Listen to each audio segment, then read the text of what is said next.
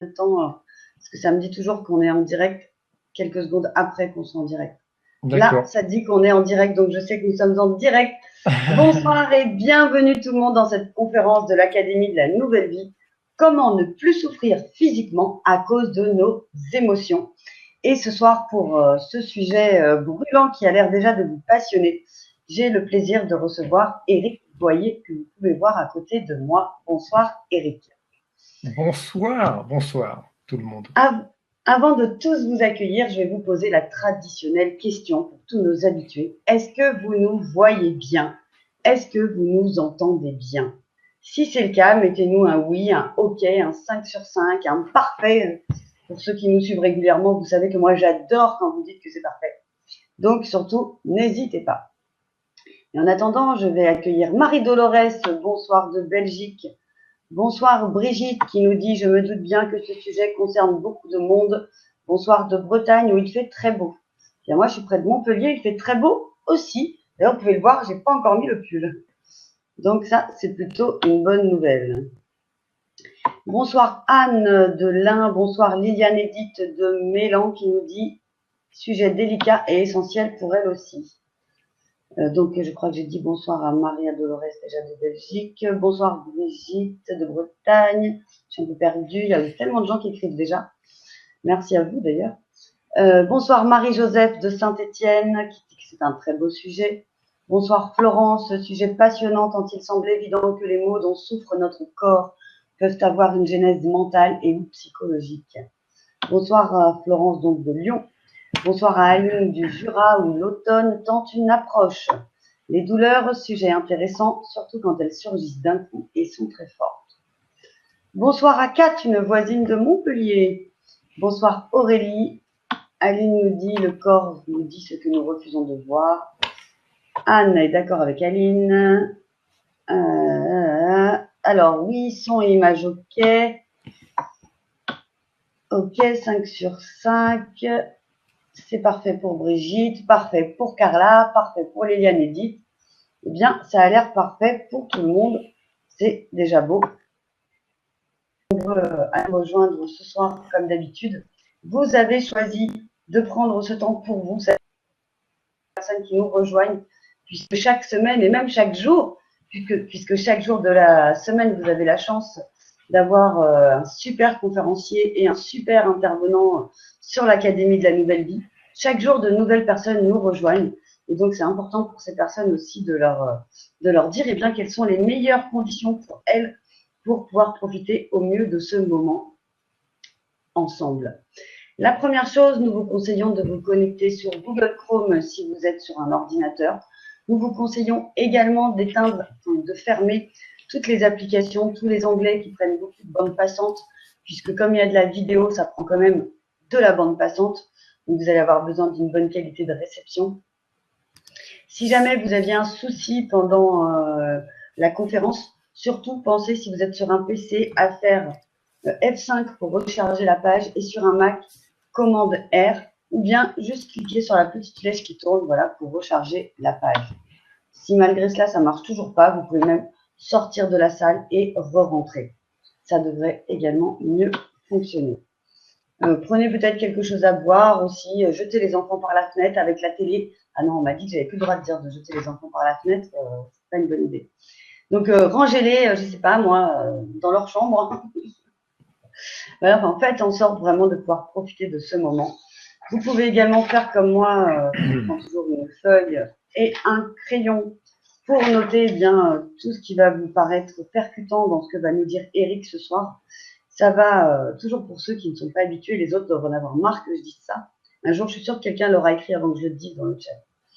Ça active certains circuits neuronaux en fait qui font que consciemment et inconsciemment, vous allez mieux retenir l'information, même si, comme vous le savez, vous aurez accès au replay en illimité. Replay que vous pourrez également d'ailleurs partager autour de vous s'il y a des personnes que vous connaissez, à qui vous pensez que ça peut être utile.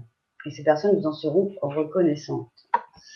Bonsoir Angela, bonsoir Gisela et bonsoir Brigitte, qui nous dit « Ah, ces émotions quand elles nous tirent ». Alors, effectivement, ce soir, nous allons parler d'émotions, nous allons parler comment ne plus souffrir physiquement à cause de nos émotions. Parce qu'il existe, figurez-vous, une toute nouvelle façon pour réguler un blocage, une peur, une phobie, une perte de moyens, voire même une crise d'angoisse. Ce sont nos émotions qui nous mettent dans ces états de fuite et d'évitement. Nous avons tous et toutes un auto-réparateur qui a pour fonction finalement de réguler nos émotions. Il est là, il attend juste qu'on veuille bien l'utiliser. Il communique avec nous tous, en déclenchant des sensations physiques plutôt désagréables. Donc ce soir, pendant ce webinaire, vous allez découvrir pourquoi ce qui vous arrive, ce n'est pas de votre faute. Pourquoi n'importe qui peut se débarrasser d'un blocage, d'une phobie, en quelques minutes seulement. Comment et pourquoi certaines douleurs physiques peuvent disparaître en quelques minutes également. Comment savoir si l'approche VSP-Tipeee peut vous aider ou non pour une douleur spécifique. Et enfin, vous pourrez poser toutes vos questions auxquelles Eric va répondre en direct pendant ce webinaire. Et maintenant, vous allez me dire, mais qui est Eric? Eh bien, Eric, en fait, c'est un praticien et un formateur VSP, TGV, TSAR, Tipeee certifié. Il est membre d'ailleurs des associations Tipeee Suisse Romande, Francophonie et Tipeee English World USA. Vous avez vu cet accent un petit peu?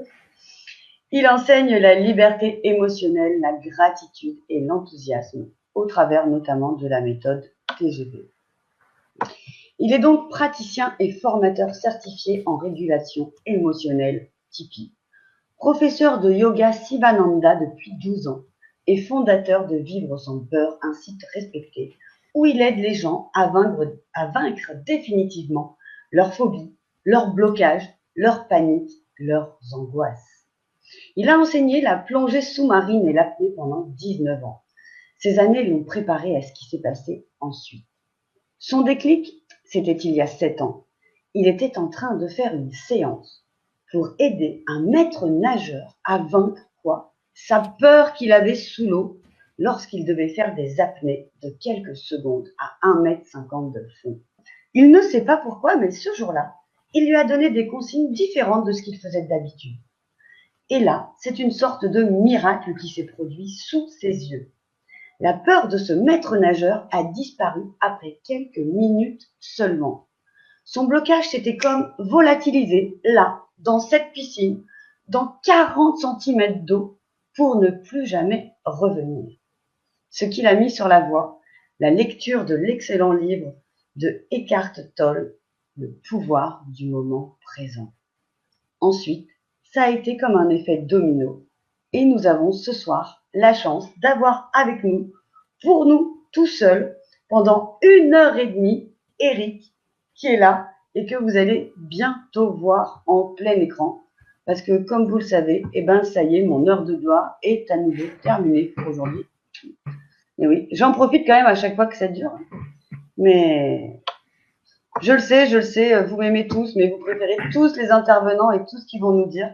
Et je suis tellement d'accord avec vous.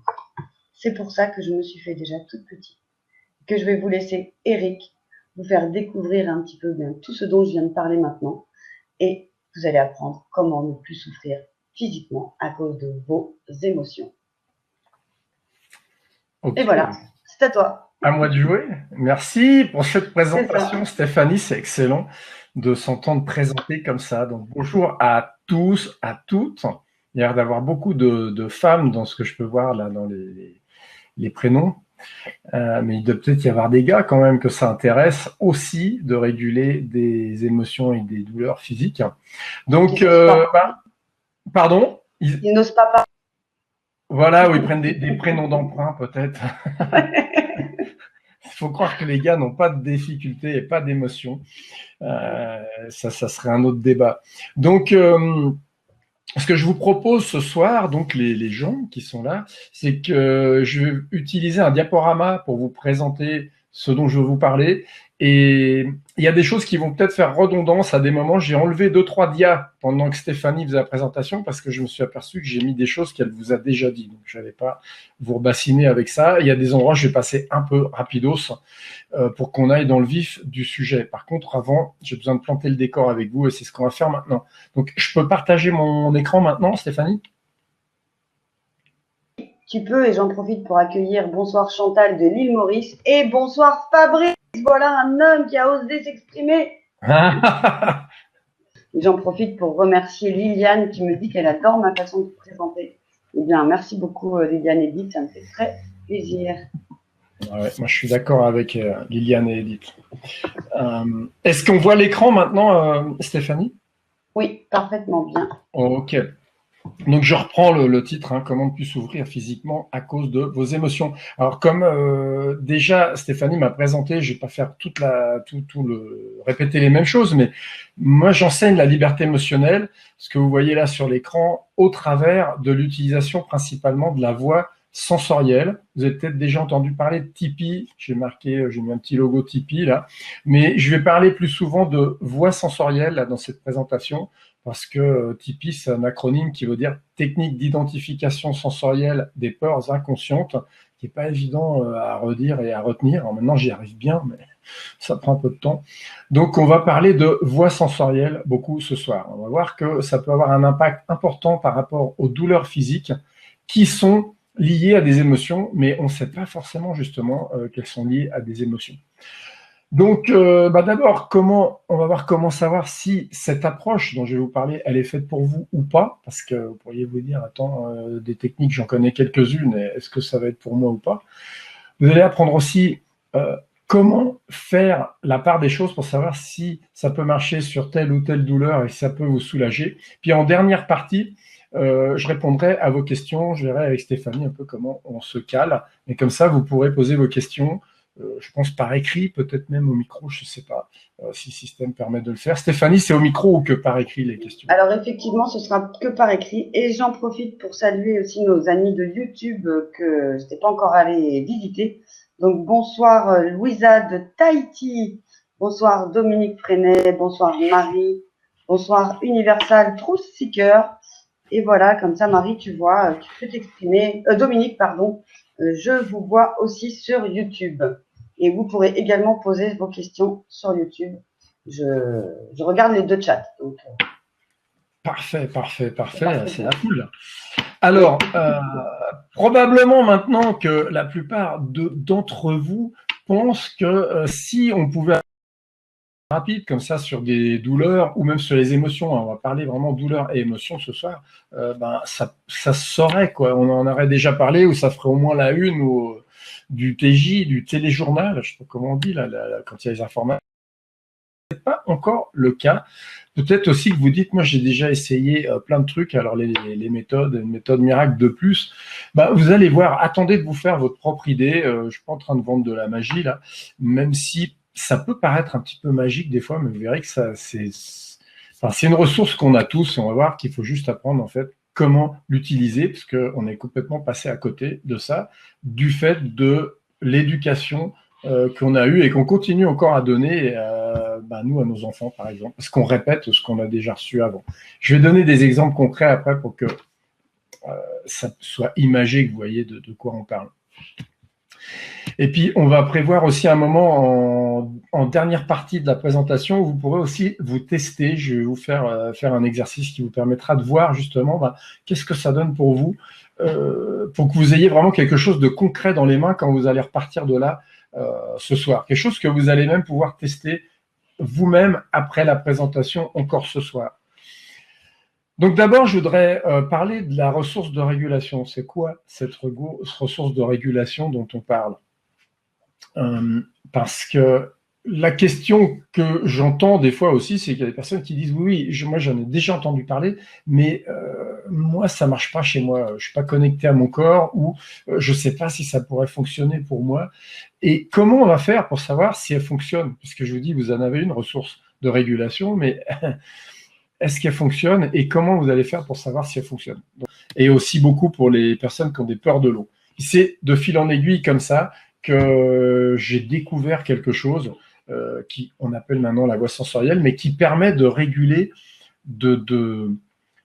d'effacer en fait des choses qui nous bloquent, qui nous prennent en otage, malgré notre volonté, malgré toutes les techniques qu'on peut mettre dessus. Et là, par contre, c'était pas mis, je crois, dans la bio tout à l'heure, donc j'en parlais aussi rapidement. Qu'est-ce que j'ai fait avant? Alors, j'ai pas tout mis parce qu'à 53 ans, j'ai fait quand même pas mal de choses et ça sera un petit peu long, je vais pas vous endormir avec tout ça. Mais dans ce qui peut nous intéresser ici, j'avais créé un centre de plongée sous-marine. Ça a duré cette aventure pendant un peu plus de 16 ans, avant qu'on déménage aux États-Unis, en fait. Et enfin bref, on est parti aux États-Unis à un moment. Je vois qu'il y a une faute d'ailleurs. Là, j'ai créé une méthode qui s'appelle la pieuvre et qui permet. Alors là, on arrivait déjà sur ce que j'enseigne maintenant, mais c'était que dans l'eau avant. Cette méthode-là, elle permettait d'effacer les peurs phobiques de l'eau. Donc pour ceux qui font de la natation, mais aussi pour les apnéistes et les plongeurs, parce qu'il y a aussi des apnéistes et plongeurs qui ont peur, qui ont des blocages à certains moments dans leur activité dans l'eau. Donc ça, j'avais créé ça. Et puis par la suite, quand on est parti aux États-Unis, j'ai appris comment faire pour transmettre ce que je savais faire, mais en ligne. C'est là que j'ai créé Vivre sans peur et j'ai créé plusieurs programmes de formation, dont les méthodes aussi TGV et TSAR, j'y reviendrai aussi tout à l'heure. C'est des approches qui permettent de réguler les blocages et les émotions, mais d'aller plus loin que ce qu'on apprend avec la voie sensorielle, avec Tipeee, si vous avez déjà entendu parler de Tipeee. Donc, en termes de résultats, il y a plusieurs milliers de personnes. J'ai mis 2000, c'est difficile à estimer, mais depuis le temps que je fais ce que je fais, ça fait beaucoup de monde qui est passé entre mes mains avec ce que j'enseigne. Donc tout ça juste pour vous dire, c'est pas que je me beurre la tartine là, mais c'est que j'ai quand même du recul, quoi. Je débarque pas avec ce que je vous dis là, c'est pas de la théorie, quoi. C'est vraiment derrière beaucoup d'expérience et de retour. Donc, malgré tout ça, vous pourrez être sceptique, et c'est très bien d'être sceptique, parce que si vous êtes sceptique, c'est que vous êtes des bons sceptiques, puisque vous êtes là ce soir, et vous demandez qu'est-ce qui va être si différent que ça dans cette approche. Donc, on va voir ça ensemble maintenant avec ce qu'on va partager. Ce que je voudrais, avant aussi d'aller plus loin dans la technique, c'est donner des exemples de qu'est-ce qui m'a amené là-dessus finalement. Pourquoi je me suis dit, tiens, qu'est-ce qui m'a donné l'envie de m'impliquer autant? Parce que je suis énormément impliqué dedans depuis 8 ans, et plus spécialement ces 3 dernières années, depuis que j'ai appris à partager tout ce que je sais faire aussi à distance. Ça a commencé en fait par un truc qui, moi, m'encrassait, c'était mon agressivité quand j'étais au volant. Alors, je sais pas, je pense pas que c'est un truc qui est limité que aux gars, ça, mais je sais qu'on est quand même assez nombreux à être encrassés par ce genre d'attitude un peu puérile et basique au volant. Mais moi, j'avais ce problème-là et je n'arrivais pas à me contrôler. Même si j'essayais de me reprendre, j'arrivais pas à me reprendre. Et si la personne qui était à côté de moi essayait de me calmer, c'était encore pire parce que j'estimais qu'elle prenait la défense de l'enfoiré qui avait fait un truc pas bien sur la route, et donc je me calmais pas, quoi. Et quand j'ai entendu parler de cette régulation par la voie sensorielle, moi ça m'a intéressé parce que je suis quelqu'un de curieux et j'avais pas de phobie, de peur à proprement parler, donc je me souviens que j'avais été voir une praticienne qui enseignait ça et j'avais dit, écoute, explique-moi comment faire, et elle m'a dit, pour apprendre, il faut commencer par faire une séance sur une peur, sur un blocage. Et c'est ce qu'on va faire ensemble tout à l'heure, d'ailleurs. Et j'ai dit, oui, mais moi, j'ai pas de phobie, pas de peur, pas de... Ouais, ça va, quoi. Et je me souviens qu'elle avait souri, et de fil en aiguille, en discutant, on est arrivé sur le fait que les colères, ça pouvait aussi être... Enfin, c'est pas que ça pouvait, d'ailleurs, c'est que derrière les colères, il y a des peurs, toujours. Donc, elle m'avait fait faire une séance, elle m'avait expliqué comment faire ça. Et, miracle, franchement, je ne pensais pas du tout que ça pouvait m'aider, mais déjà là, après cette séance, c'était parti. Mais quand je dis c'était parti, moi je m'en suis pas rendu compte. C'est vrai que je suis sorti de la séance en disant wouh, youpi, ça y est, je me mets plus en colère au volant. J'avais rien senti de spécial et je me souviens même que j'étais sceptique. D'autant plus que bon, une séance, ça coûte des sous. Alors quelqu'un paye une séance comme ça, donc je me disais bon, c'est bien gentil, mais ça paraît trop simple pour être vrai. Il y a un autre truc derrière. Alors que pourtant, j'avais déjà fait des expériences moi avec mes clients dans l'eau, et le processus de Tipeee m'avait intéressé parce que c'est ce que j'avais fait, entre autres avec cette personne dont a parlé Stéphanie tout à l'heure, que j'avais eu dans l'eau, ce gardien de bassin. qui avait vu sa peur disparaître d'un seul coup, mais j'arrivais pas encore à répéter le processus à l'époque. J'avais eu un coup de bol, et depuis, j'essayais de tâtonner un peu jusqu'à ce que j'ai appris à utiliser ce système de voix sensorielle. Et donc, moi, je me suis aperçu de ça, que les colères irrationnelles que j'avais au volant avaient disparu environ 5-6 mois après avoir fait cette séance. Parce que qu'est-ce qui s'était passé? Et je vous explique ça, ça a une utilité, c'est pas juste pour vous raconter ma vie, c'est que quand vous allez apprendre à réguler vos blocages, vos émotions et les douleurs, certaines douleurs physiques, par ce biais-là, il va se passer très vraisemblablement que vous allez ne pas vous en rendre compte tout de suite, puisque vous allez revenir à un état de normalité. Et quand on revient à un état de normalité, on ne pense pas aller le crier sur les toits, parce que c'est juste normal. Et moi, en l'occurrence, pour la voiture, ben, au lieu de continuer à m'énerver régulièrement, parce qu'avant ça m'arrivait plusieurs fois par semaine, et ben là ça avait disparu, mais du coup c'est pas un truc qui me manquait, donc je m'en étais pas aperçu. Et je sais plus exactement pourquoi, en parlant une fois avec ma femme, je sais plus pourquoi, où j'avais dû dire, mais au fait, est-ce que tu m'as revu ou entendu m'énerver, m'emporter au volant? Elle m'a dit non, c'est vrai. Et c'est comme ça que j'ai découvert que c'était parti, que c'était terminé. Donc vous voyez, 5-6 mois quand même, hein. Et c'est pour ça d'ailleurs que je recommande aux personnes qui font des séances maintenant, je leur dis, mais notez sur un carnet que vous dédiez à ça, ce que vous faites, pour quelles difficultés. Parce que vous allez l'oublier après, parce que si c'est régulé du moins, parce que si c'est pas régulé, ben là c'est sûr que vous n'allez pas l'oublier. Mais sinon, quand vous le régulez, c'est bien de pouvoir de temps en temps jeter un coup d'œil pour dire, bah tiens, c'est vrai, c'est plus là ça, parce que ça vous permet de valider le truc. Et ce qui est incroyable avec cette approche-là, c'est que quand c'est régulé pour toujours, c'est terminé. Moi, cette régulation qu'il y avait eu pour le volant, les agressivités au volant, je ne veux pas dire de bêtises parce que je ne me souviens pas exactement en fait, mais ça fait de toute façon plus de 7 ou 8 ans, puisque j'enseigne ce que je fais ici avec la régulation émotionnelle depuis plus de 7 ans. Et depuis, ça n'est plus jamais arrivé. Avant, ça arrivait régulièrement. Donc, il y a quand même un truc bizarre. C'est pas que d'un seul coup, les emmerdeurs sur la route ont disparu. Il y a eu quand même quelque chose qui s'est passé, forcément. Deuxième déclic, et après je vais arrêter là parce qu'on va passer dans le vif du sujet, mais quand même, ça aussi c'était important, c'est que Stéphanie disait tout à l'heure, moi ce qui m'a mis sur la voie, c'est la lecture d'un livre qui s'appelle Le pouvoir du moment présent, je crois, de Eckhart Tolle. Et en fait, pourquoi je m'étais mis à lire ce livre? Parce que ma femme, quand elle a accouché de notre deuxième enfant, notre deuxième fille, quand elle est sortie de l'hôpital, elle a commencé à partir dans des crises d'angoisse pas croyables, où elle avait la certitude qu'elle allait avoir quelque chose de grave et mourir dès qu'elle avait mal quelque part. Autant dire que c'est pas évident, parce que quelqu'un qui vient d'accoucher, en général, elle a mal pas que quelque part, elle a mal à pas mal d'endroits. Donc, ce qui s'est passé, c'est que elle a commencé à glisser, déraper, et de semaine en semaine, c'était de pire en pire. Elle n'arrivait plus à s'occuper des gamines. Ça devenait compliqué même pour allaiter le nouveau-né, quoi, la nouvelle.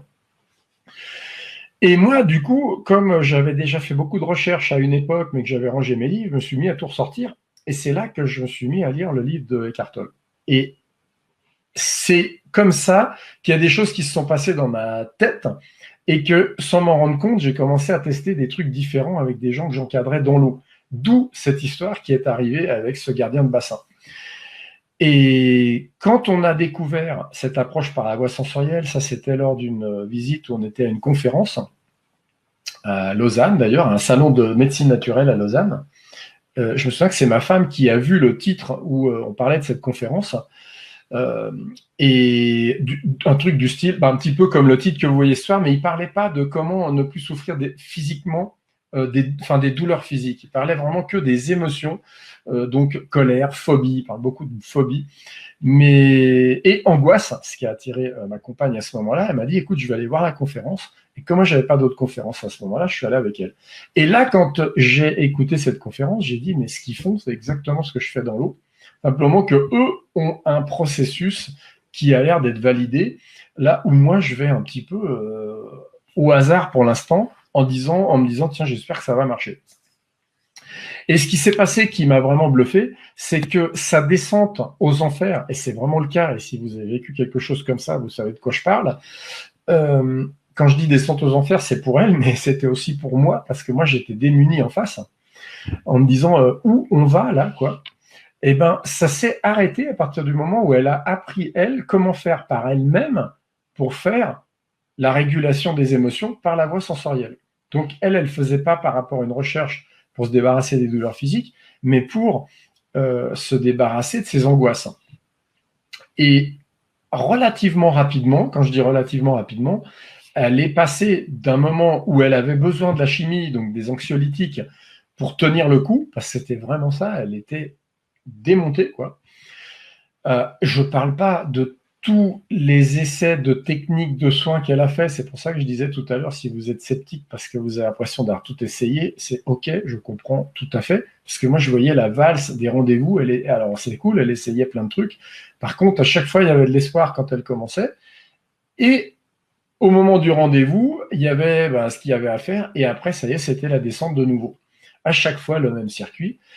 Et c'est uniquement là qu'elle a commencé à raccrocher et qu'en quelques semaines, et je n'ai pas le décompte exact, mais c'était peut-être 2-3 semaines, je ne sais pas, elle a commencé à décrocher des anxiolytiques, alors qu'avant, je vous dis, elle passait de spécialiste en spécialiste. Après, il y a eu le psy, après c'est le psychiatre, après c'est le deuxième psychiatre. Enfin bref, c'est, comme je disais, la descente aux enfers.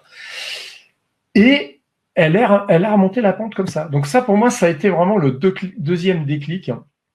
Et je me souviens d'une remarque, je l'ai notée ici parce que c'est vraiment un truc qu'elle m'a dit qui m'avait épaté, parce qu'elle est biologiste et donc elle croit plutôt que à ce qu'elle voit et pas à des trucs comme ça, entre guillemets. Et là, je me souviens qu'elle m'avait dit, en sortant de la conférence déjà, elle m'a dit, Eric, je sens que c'est ça la solution, parce que ça doit passer par le corps.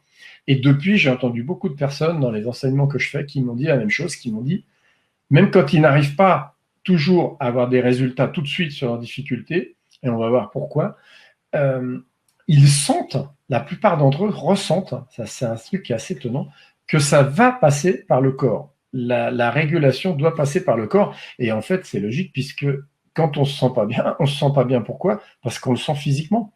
C'est pas parce que quand on dit je me sens angoissé, par exemple, et que je posais la question à la personne, mais comment vous savez que vous êtes angoissé? Si je pousse un peu, la personne finit toujours par me dire qu'elle a des sensations physiques quelque part.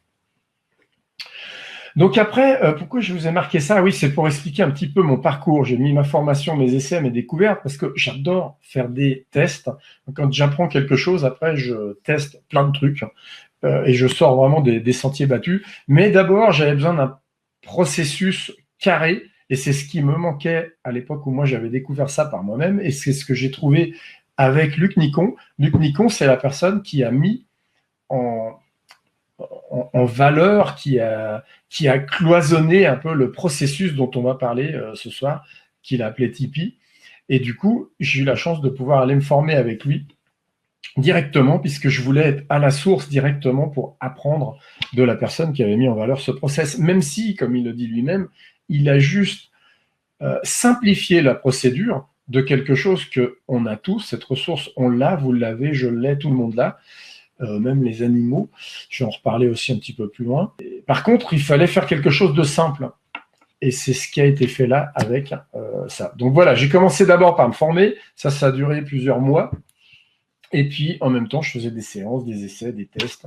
J'ai formé des gens. Et c'est comme ça que j'ai appris petit à petit ce que je sais aujourd'hui et ce que je vais partager avec vous. Donc, je disais tout à l'heure, quand une difficulté est régulée par la voie sensorielle, c'est régulé pour toujours. Donc, je vous l'ai dit, pour le volant, j'ai plus jamais eu à faire de régulation. Les personnes qui ont régulé quelque chose, j'ai encore jamais entendu quelqu'un revenir vers moi et me dire, écoute, Eric, c'était régulé et maintenant ça recommence. Qu'est-ce qui se passe? Jamais. Donc, le recul qu'on a, moi, je vous ai mis dans un an, un mois, un an, 10 ans, ça sera toujours pareil. Je pense qu'on a le recul d'à peu près 15-17 ans, peut-être. Je ne vais pas dire de bêtises, mais donc, bon, a priori, ça veut dire que ça fonctionne et que ça ne va pas revenir. Tout ça, c'est aussi quelque chose que vous pouvez utiliser en famille. Moi, j'ai comme je vous ai dit tout à l'heure, peut-être j'ai 2 petites filles, une de 6 ans, une de 9 ans. C'est extraordinaire de savoir utiliser cette ressource-là aussi pour nos enfants et pour nous par rapport à nos enfants, c'est-à-dire pour nous par rapport au moment où eux ont des difficultés, parce que quand eux sont dans des difficultés, généralement on est nous aussi dans une émotion difficile, et quand on apprend comment réguler cette émotion qui nous dérange, comme par hasard, très souvent, la difficulté chez l'enfant disparaît avant même qu'on ait pu ou qu'on ait eu à faire quoi que ce soit pour l'enfant. Et ça, je l'ai vu maintes et maintes fois, et j'ai même créé d'ailleurs certains programmes de formation qui sont axés que sur cette thématique-là, parce que c'est quelque chose de passionnant. Maintenant, on va parler de cet auto-nettoyeur dont je parle depuis tout à l'heure. L'auto-nettoyeur, ok, il est où, il est quoi, il fait quoi, et il fonctionne comment ce truc-là. Donc je te dis, on a tous un auto-nettoyeur. Sa fonction à cet auto-nettoyeur, cet auto-réparateur, c'est de réguler nos émotions. De la même manière qu'on cicatrise automatiquement quand on se coupe, on peut aussi laisser cicatriser nos émotions automatiquement quand elles nous tombent dessus, quand elles nous prennent en otage. Alors pour la cicatrisation des plaies, heureusement, on n'a pas réussi à interférer là-dedans et a priori, la plupart du temps du moins, dans des bonnes conditions d'hygiène, je dirais, la cicatrisation se fait et on ne se pose pas de questions. Par contre, pour les émotions, le truc qui se passe, c'est qu'entre le régulateur et le moment où il peut fonctionner, il y a eu l'humain avec tout un tas de bricolage, l'humain qui est intervenu. Et qu'est-ce qu'on nous rabâche depuis qu'on est tout petit ? C'est arrête de t'écouter, t'en fais pas, ça va aller, je suis là, on t'aime, tu risques rien, patati patata. On s'adresse à chaque fois à l'intellect de l'enfant, on s'adresse sur un mode intellectuel qui n'apporte rien du tout. Si vous avez des enfants et que vous avez essayé, quand il a une peur, vous avez pu remarquer que ça donne rien. Quand il a une contrariété, ça donne rien. Quand il y a une colère, ça donne rien. Et quand il tombe et qu'il s'est fait bobo, et pareil, qu'on lui dit c'est rien, ça va aller, c'est pas grave, ça change rien non plus, quoi. Et vous allez voir que quand vous aurez appris comment faire pour vous, vous allez aussi pouvoir commencer à l'appliquer avec les enfants et vous apercevoir que même un bobo d'un enfant, il y a une autre manière de s'y prendre pour que son émotion, à lui, à l'enfant, elle passe beaucoup plus rapidement en n'ayant quasiment rien à faire. C'est hyper contre-intuitif, ça ne se fait pas du jour au lendemain parce qu'on est tellement conditionné qu'on réagit d'abord par habitude avant de commencer à changer cette habitude, avant de commencer à créer une nouvelle ornière pour qu'on ait un nouveau mode de fonctionnement. Maintenant, d'où est-ce qu'elles viennent, ces peurs ? Parce que on culpabilise souvent avec tout ça, avec ce qu'on fait, et aussi avec ces douleurs. Je n'ai pas oublié de parler des douleurs physiques, ne vous inquiétez pas, simplement que j'ai besoin de planter le décor pour arriver dessus après. Donc l'origine de nos peurs, elle n'est pas accessible à notre conscience. C'est pour ça que quand on cherche le pourquoi du comment d'un blocage, d'une peur et de nombre de douleurs physiques, à part si je me suis cogné le pied dans le pied de table, que j'étais pieds nus, auquel cas là, j'ai pas besoin de réfléchir bien loin, je sais pourquoi j'ai mal. Mais sinon, il y a quand même beaucoup de douleurs où on est en train de chercher pourquoi, et on ne trouve pas. Et on va voir des gens, des spécialistes, avec qui on continue à creuser, à chercher des trucs, où on tourne complètement en rond, qui n'amènent aucune solution. Alors que ces peurs, en fait, elles sont déclenchées par certains événements dans notre quotidien, mais qui sont des événements qui sont perçus par notre partie inconsciente. Et j'ai fait un petit peu plus loin, on va le voir un peu plus loin dans le diaporama, un petit schéma où je vais vous expliquer en fait qu'est-ce qui se passe entre la partie conscient-inconscient, et on va voir que ça sert absolument à rien d'essayer de se raisonner, et surtout, important, ça n'est pas de votre faute.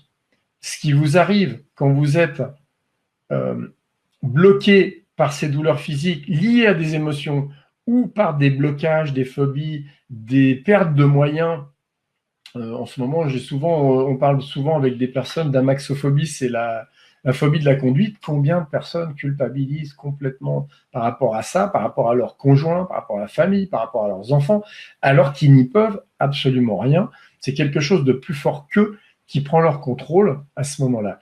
Donc, je voulais le préciser ici, vous n'y pouvez rien, et on va voir après qu'il y a moyen de faire quelque chose sans continuer à se flageller, quoi.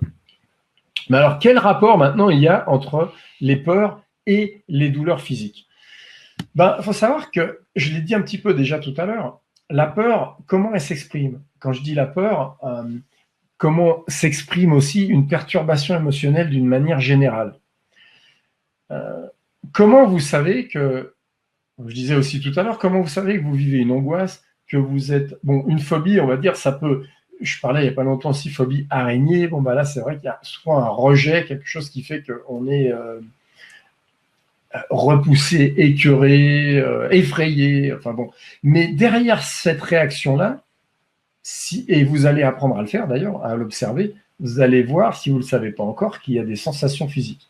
Derrière des angoisses, il y a des sensations physiques. Ça, vous devez les sentir. Le corps, voilà, il a des sensations physiques. C'est son moyen à lui de communiquer avec vous. Pareil pour les pertes de moyens. Quand on perd les moyens dans une situation, on a des tremblements, ou on a froid, on a chaud, on transpire. Enfin, il y a plein de trucs. Tout le temps, la sensation physique qui est là, qui est la douleur ou la gêne qui arrive.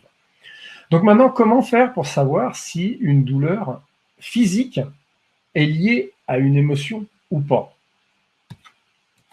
Eh bien, on va voir ça presque bientôt, encore un petit peu plus loin. Mais d'abord, je vais vous parler de cette inégalité entre le conscient et inconscient. Je ne l'ai pas dessiné ici, je ne vais pas le dessiner, ce ne serait pas très pratique comme ça là en face caméra, mais j'aime bien parler d'un truc qui s'appelle le bonhomme Tipeee. Je vais le mimer. C'est que dans notre tête, pareil que ce que vous voyez à l'écran, il y a une partie inconsciente et il y a une partie consciente. Et quand on souffre, quand on est bloqué par une émotion, alors je vais reprendre l'exemple de la colère, puisque je vous parlais pour moi de la colère tout à l'heure. Quand j'étais pris dans une crise avec une réaction complètement disproportionnée par rapport à la personne, je sais pas, qui avait pris une place où je voulais me parquer ou qui m'avait fait une queue de poisson, j'ai mon inconscient qui mettait en route quelque chose qui, si dans le meilleur des cas, je pouvais essayer de contrôler avec mon intellect, avec ma partie consciente, avec ma partie raisonnable. Et vous voyez sur le schéma que l'inconscient, alors ça c'est suivant les sources que j'ai pu trouver, on voit que c'est entre 83 à 90%, donc 83 à 90% du contrôle qui est pris par la partie inconsciente chez nous. Il nous reste entre 10 et 17% pour agir.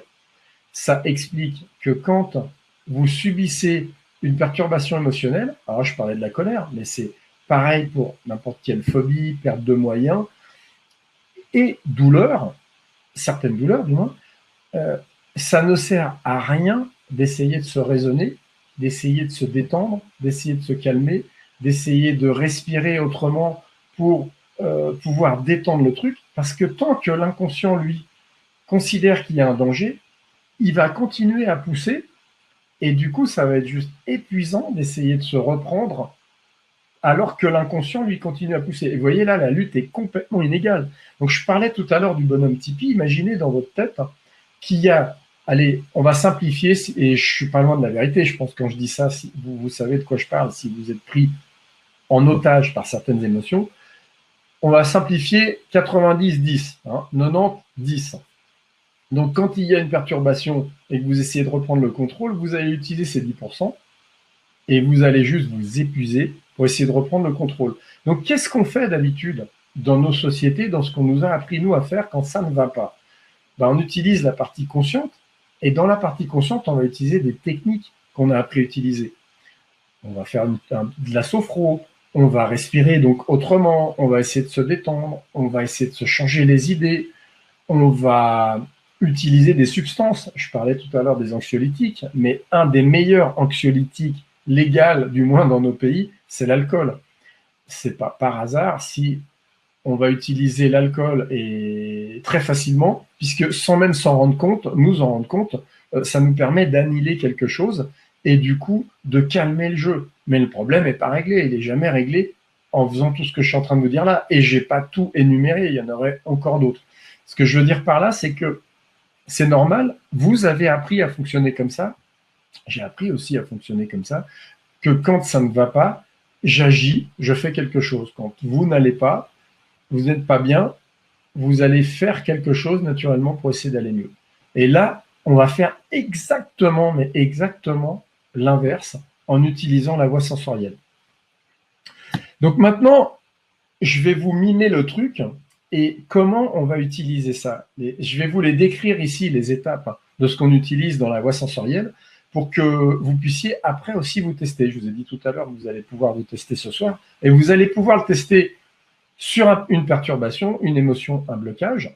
Alors là, par exemple, vous ne prenez pas la parole pendant la conférence, mais ça m'est eu arrivé en conférence en live, en vrai, ou en webinaire, comme ça, quand on peut ouvrir les micros, d'avoir des personnes qui ont fait une séance de régulation, qui ont régulé une forme d'inhibition qui les empêchait de poser leurs questions, et qui d'un seul coup prennent la parole et disent « mais c'est dingue, j'étais là dans la salle, d'habitude je ne peux jamais poser de questions », et qui d'un seul coup se trouvaient libérés.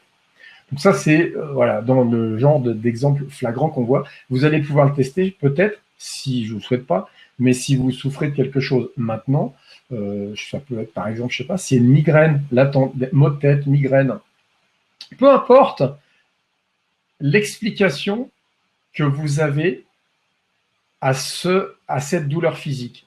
J'ai envie de dire, on s'en fout complètement, parce que là, on va être en mode testeur, recherche de solutions, et juste en mode, comme je disais tout à l'heure, bon sceptique. On va dire, voilà, vous êtes bon sceptique, vous dites, tiens, après tout, qu'est-ce que je perds à essayer, quoi.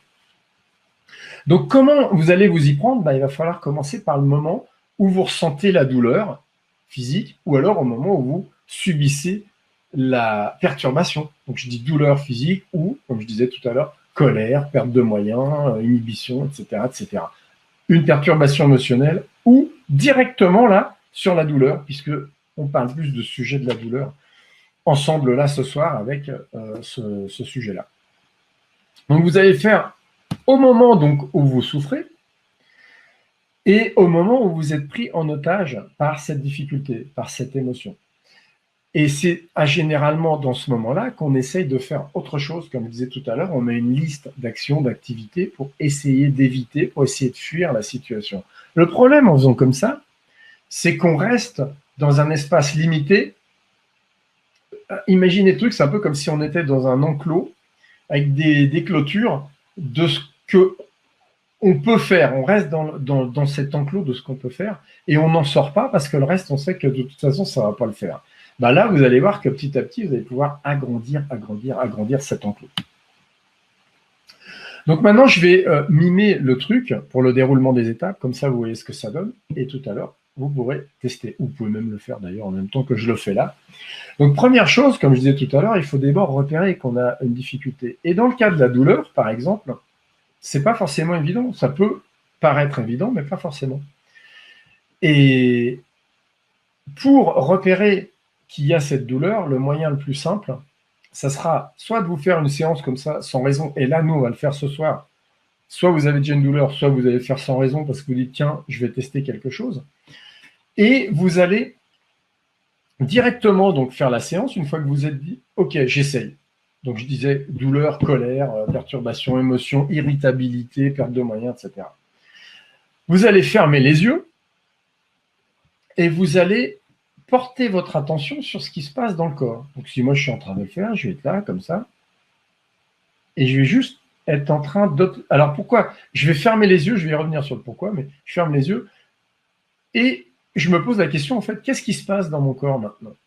Alors, moi, je n'arrive pas à le faire maintenant pendant que je vous parle, parce que je suis justement dans une forme de fuite et d'évitement, puisque je ne suis pas à l'écoute de mes sensations physiques pendant que je suis en train de vous parler, puisque j'utilise la partie intellectuelle, justement. Si j'étais que en mode sensoriel, je serais incapable de pouvoir partager ce que je partage maintenant, parce que je n'aurais pas accès à ces capacités-là. C'est pour ça que c'est intéressant, c'est quand vous êtes en mode sensoriel. Mode sensoriel, c'est quand vous êtes en train d'observer ce qui se passe dans le corps. L'intellect est coupé. Et du coup, on ne ressent plus non plus l'émotion. On n'a plus la douleur de l'émotion pendant qu'on fait la séance. Donc, je continue mon truc. Vous allez fermer les yeux, vous dites, ok, vous observez ce qu'il y a dans le corps. Et là, vous allez peut-être commencer à découvrir qu'il y a des sensations, je ne sais pas, peut-être que dans la nuque, c'est tendu, peut-être que la mâchoire, peut-être que les yeux, il y a des tensions, des trucs, vous sentez peut-être que ça fait mal quelque part dans la tête. Si vous avez une douleur qui est déjà là, je prends le cadre du mal de tête ou de la migraine. On verra tout à l'heure, on pourra me donner des exemples. Vous pouvez les marquer d'ailleurs dans la fenêtre des questions, comme ça Stéphanie, elle me donnera. Je prends l'exemple de la douleur du mal de tête. Vous allez juste porter l'attention sur ce mal de tête. Imaginons, moi j'ai mal à la tête. Et je vais juste porter mon attention dessus et le laisser faire. En fait, c'est quelque chose de nouveau déjà parce qu'on va vers cette douleur. Mais qu'est-ce qu'on fait d'habitude? On essaye d'aller mieux. On essaie de la faire diminuer. On va respirer autrement, on va essayer de l'évacuer, on va contracter les muscles, mais on fait quelque chose pour essayer de sortir de ça. Là, vous faites exactement l'inverse. Vous allez apprendre comment aller dedans et la laisser faire ce qu'elle a à faire. Et c'est là que ce point-là est complètement à l'opposé, comme je disais tout à l'heure, de ce qu'on nous a appris. Parce qu'on nous a appris à ne pas nous écouter, à essayer de nous reprendre quand ça ne va pas, à essayer de nous détendre, et en plus de ça, avec les modes de soins qu'il y a maintenant, on nous apprend à enlever les symptômes. Et ce n'est pas les produits qui manquent pour pouvoir enlever les symptômes. Le petit hic là-dedans, c'est quand on enlève le symptôme, on n'enlève pas la cause. C'est un petit peu, j'aime bien prendre cet exemple-là avec la voiture. C'est comme si ma voiture, il y a un problème avec les freins. Le voyant des freins s'allume, je m'arrête, je ne me démonte pas, je m'arrête, je retire l'ampoule du voyant des freins et je repars content de moi en disant super, le voyant ne s'allume plus. Vous voyez un peu l'absurdité. Et c'est exactement ce qu'on fait dans le mode de soins actuel où on essaye d'enrayer le truc. Quand vous allez faire ça et observer les sensations, elles vont se déplacer. Elles vont s'amplifier, il y en a qui vont partir, il peut y en avoir d'autres qui apparaissent, qui n'étaient pas là avant. Elles vont se déplacer et à un moment donné, elles disparaissent. Et c'est là que moi, j'ai découvert ce truc, c'est pour ça que je voulais en parler là, dans cette conférence, c'est que c'est pas quelque chose qui est pour l'instant diffusé par l'association Tipeee, donc Tipeee Voix Sensorielle. Mais dans beaucoup de tests et de formations que j'ai pu faire où j'accompagne les personnes, je vois bien que on peut prendre et on peut appliquer la voix sensorielle sur les émotions directement, mais on peut les appliquer directement sur la douleur. Et je disais tout à l'heure, comment vous allez savoir si ça marche sur une douleur ou pas? Il suffit d'essayer. C'est aussi simple que ça. C'est que si vous avez une douleur, comme je disais tout à l'heure, à part si vous êtes cogné le pied dans le cadre de la porte, auquel cas vous savez ce qui se passe, c'est pas une surprise. Et si vous fermez les yeux et que vous attendez, la douleur ne va pas disparaître d'un seul coup. Par contre, vous allez être surpris de voir que si vous appliquez ça, même pour une douleur provoquée, par exemple, par ce fait de cette cognée, elle va se dérouler et partir différemment. Et elle va, dans la plupart des cas, disparaître plus rapidement. Et pour certaines douleurs, elles vont peut-être rester. Au moins, comme ça, vous êtes fixé, vous savez que ce n'est pas lié, a priori du moins, à une émotion. Par contre, vous allez découvrir qu'il y en a beaucoup qui disparaissent directement. Et en fait, vous découvrirez que c'est des douleurs avec lesquelles vous étiez en train de lutter depuis longtemps et que le fait de lutter leur donnait de la puissance. Et ça, c'est exactement ce que partage Eckhart Tolle dans le pouvoir du moment présent, où il parle du corps de souffrance et de bien d'autres choses, mais c'est le fait de résister à quelque chose qui donne de la puissance, et nous, on résiste à la douleur, donc on lui donne de la puissance, on la contre, et du coup, ça traîne et ça reste. Quand vous avez fait une séance comme je viens de décrire avant, j'ai marqué « et après ?» après c'est fini, c'est terminé, il n'y a plus rien à faire, puisque tout le process, en fait, quand vous faites ça, c'est que vous avez remis en route votre auto-réparateur pour qu'il puisse faire le boulot à votre place. Et il n'y a plus rien à faire. Il manque un A quelque part là-dedans. Mais donc, il n'y a plus rien à faire. Voilà, c'est terminé. Et la bonne nouvelle, c'est que sur une douleur physique qui a été générée par une émotion ou sur une émotion que vous avez régulée en faisant ce que je viens de vous décrire là, elle ne va plus se représenter. Quand elle était liée à un blocage, et donc il y a une empreinte sensorielle qui générait cette émotion. Et c'est le cas, par exemple, dans les formes d'inhibition. une personne il y a quelqu'un dernièrement qui me disait, qui rougissait quand elle doit faire quelque chose ou elle parle devant d'autres personnes. Une fois qu'elle a régulé sa perturbation, c'est terminé. Il y a plus, elle ne rougit plus, mais surtout elle n'a plus rien à faire et elle n'a plus besoin de refaire de séance. C'est terminé, ça a disparu, c'est fini. Comme je vous disais tout à l'heure pour moi, pour la conduite et la colère au volant.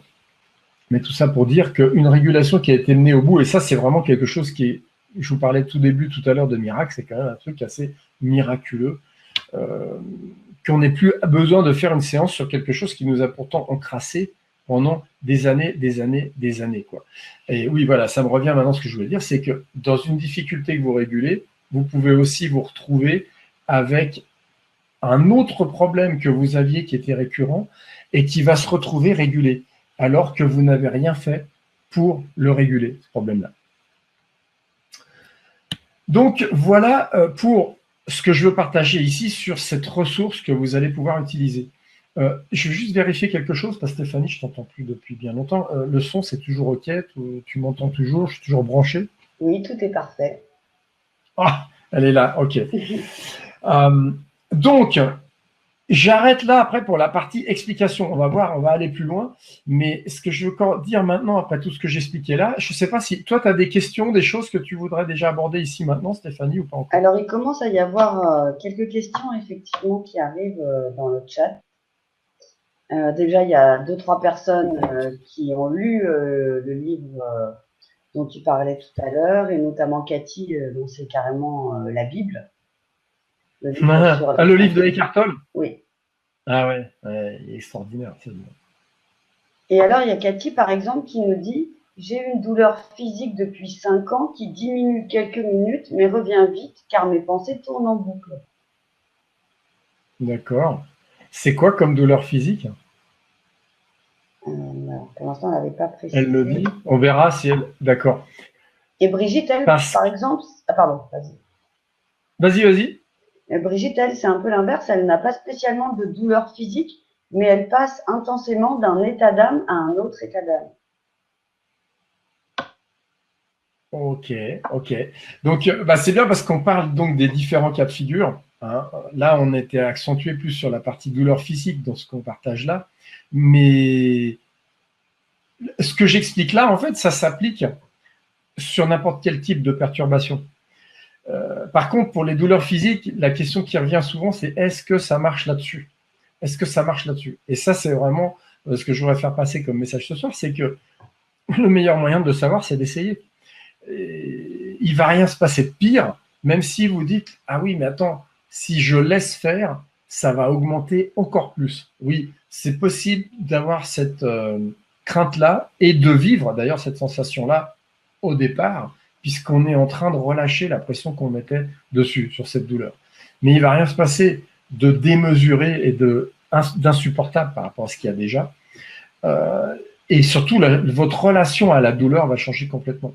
Donc, j'ai plus le prénom de la personne qui posait la question sur la douleur qui part, qui revient, qui part, qui revient. Mais elle, Cathy, quand elle va apprendre et appliquer ça, elle va voir qu'il y a quelque chose de nouveau qui se produit. A priori, je ne peux pas non plus dire à l'avance, là, on va un petit peu à l'aveugle. Mais sur le principe et sur le fonctionnement, il faut déjà le tester. Et rien que le fait d'accompagner la vague change complètement notre mode de fonctionnement, quoi. On n'est plus dans la résistance, quoi.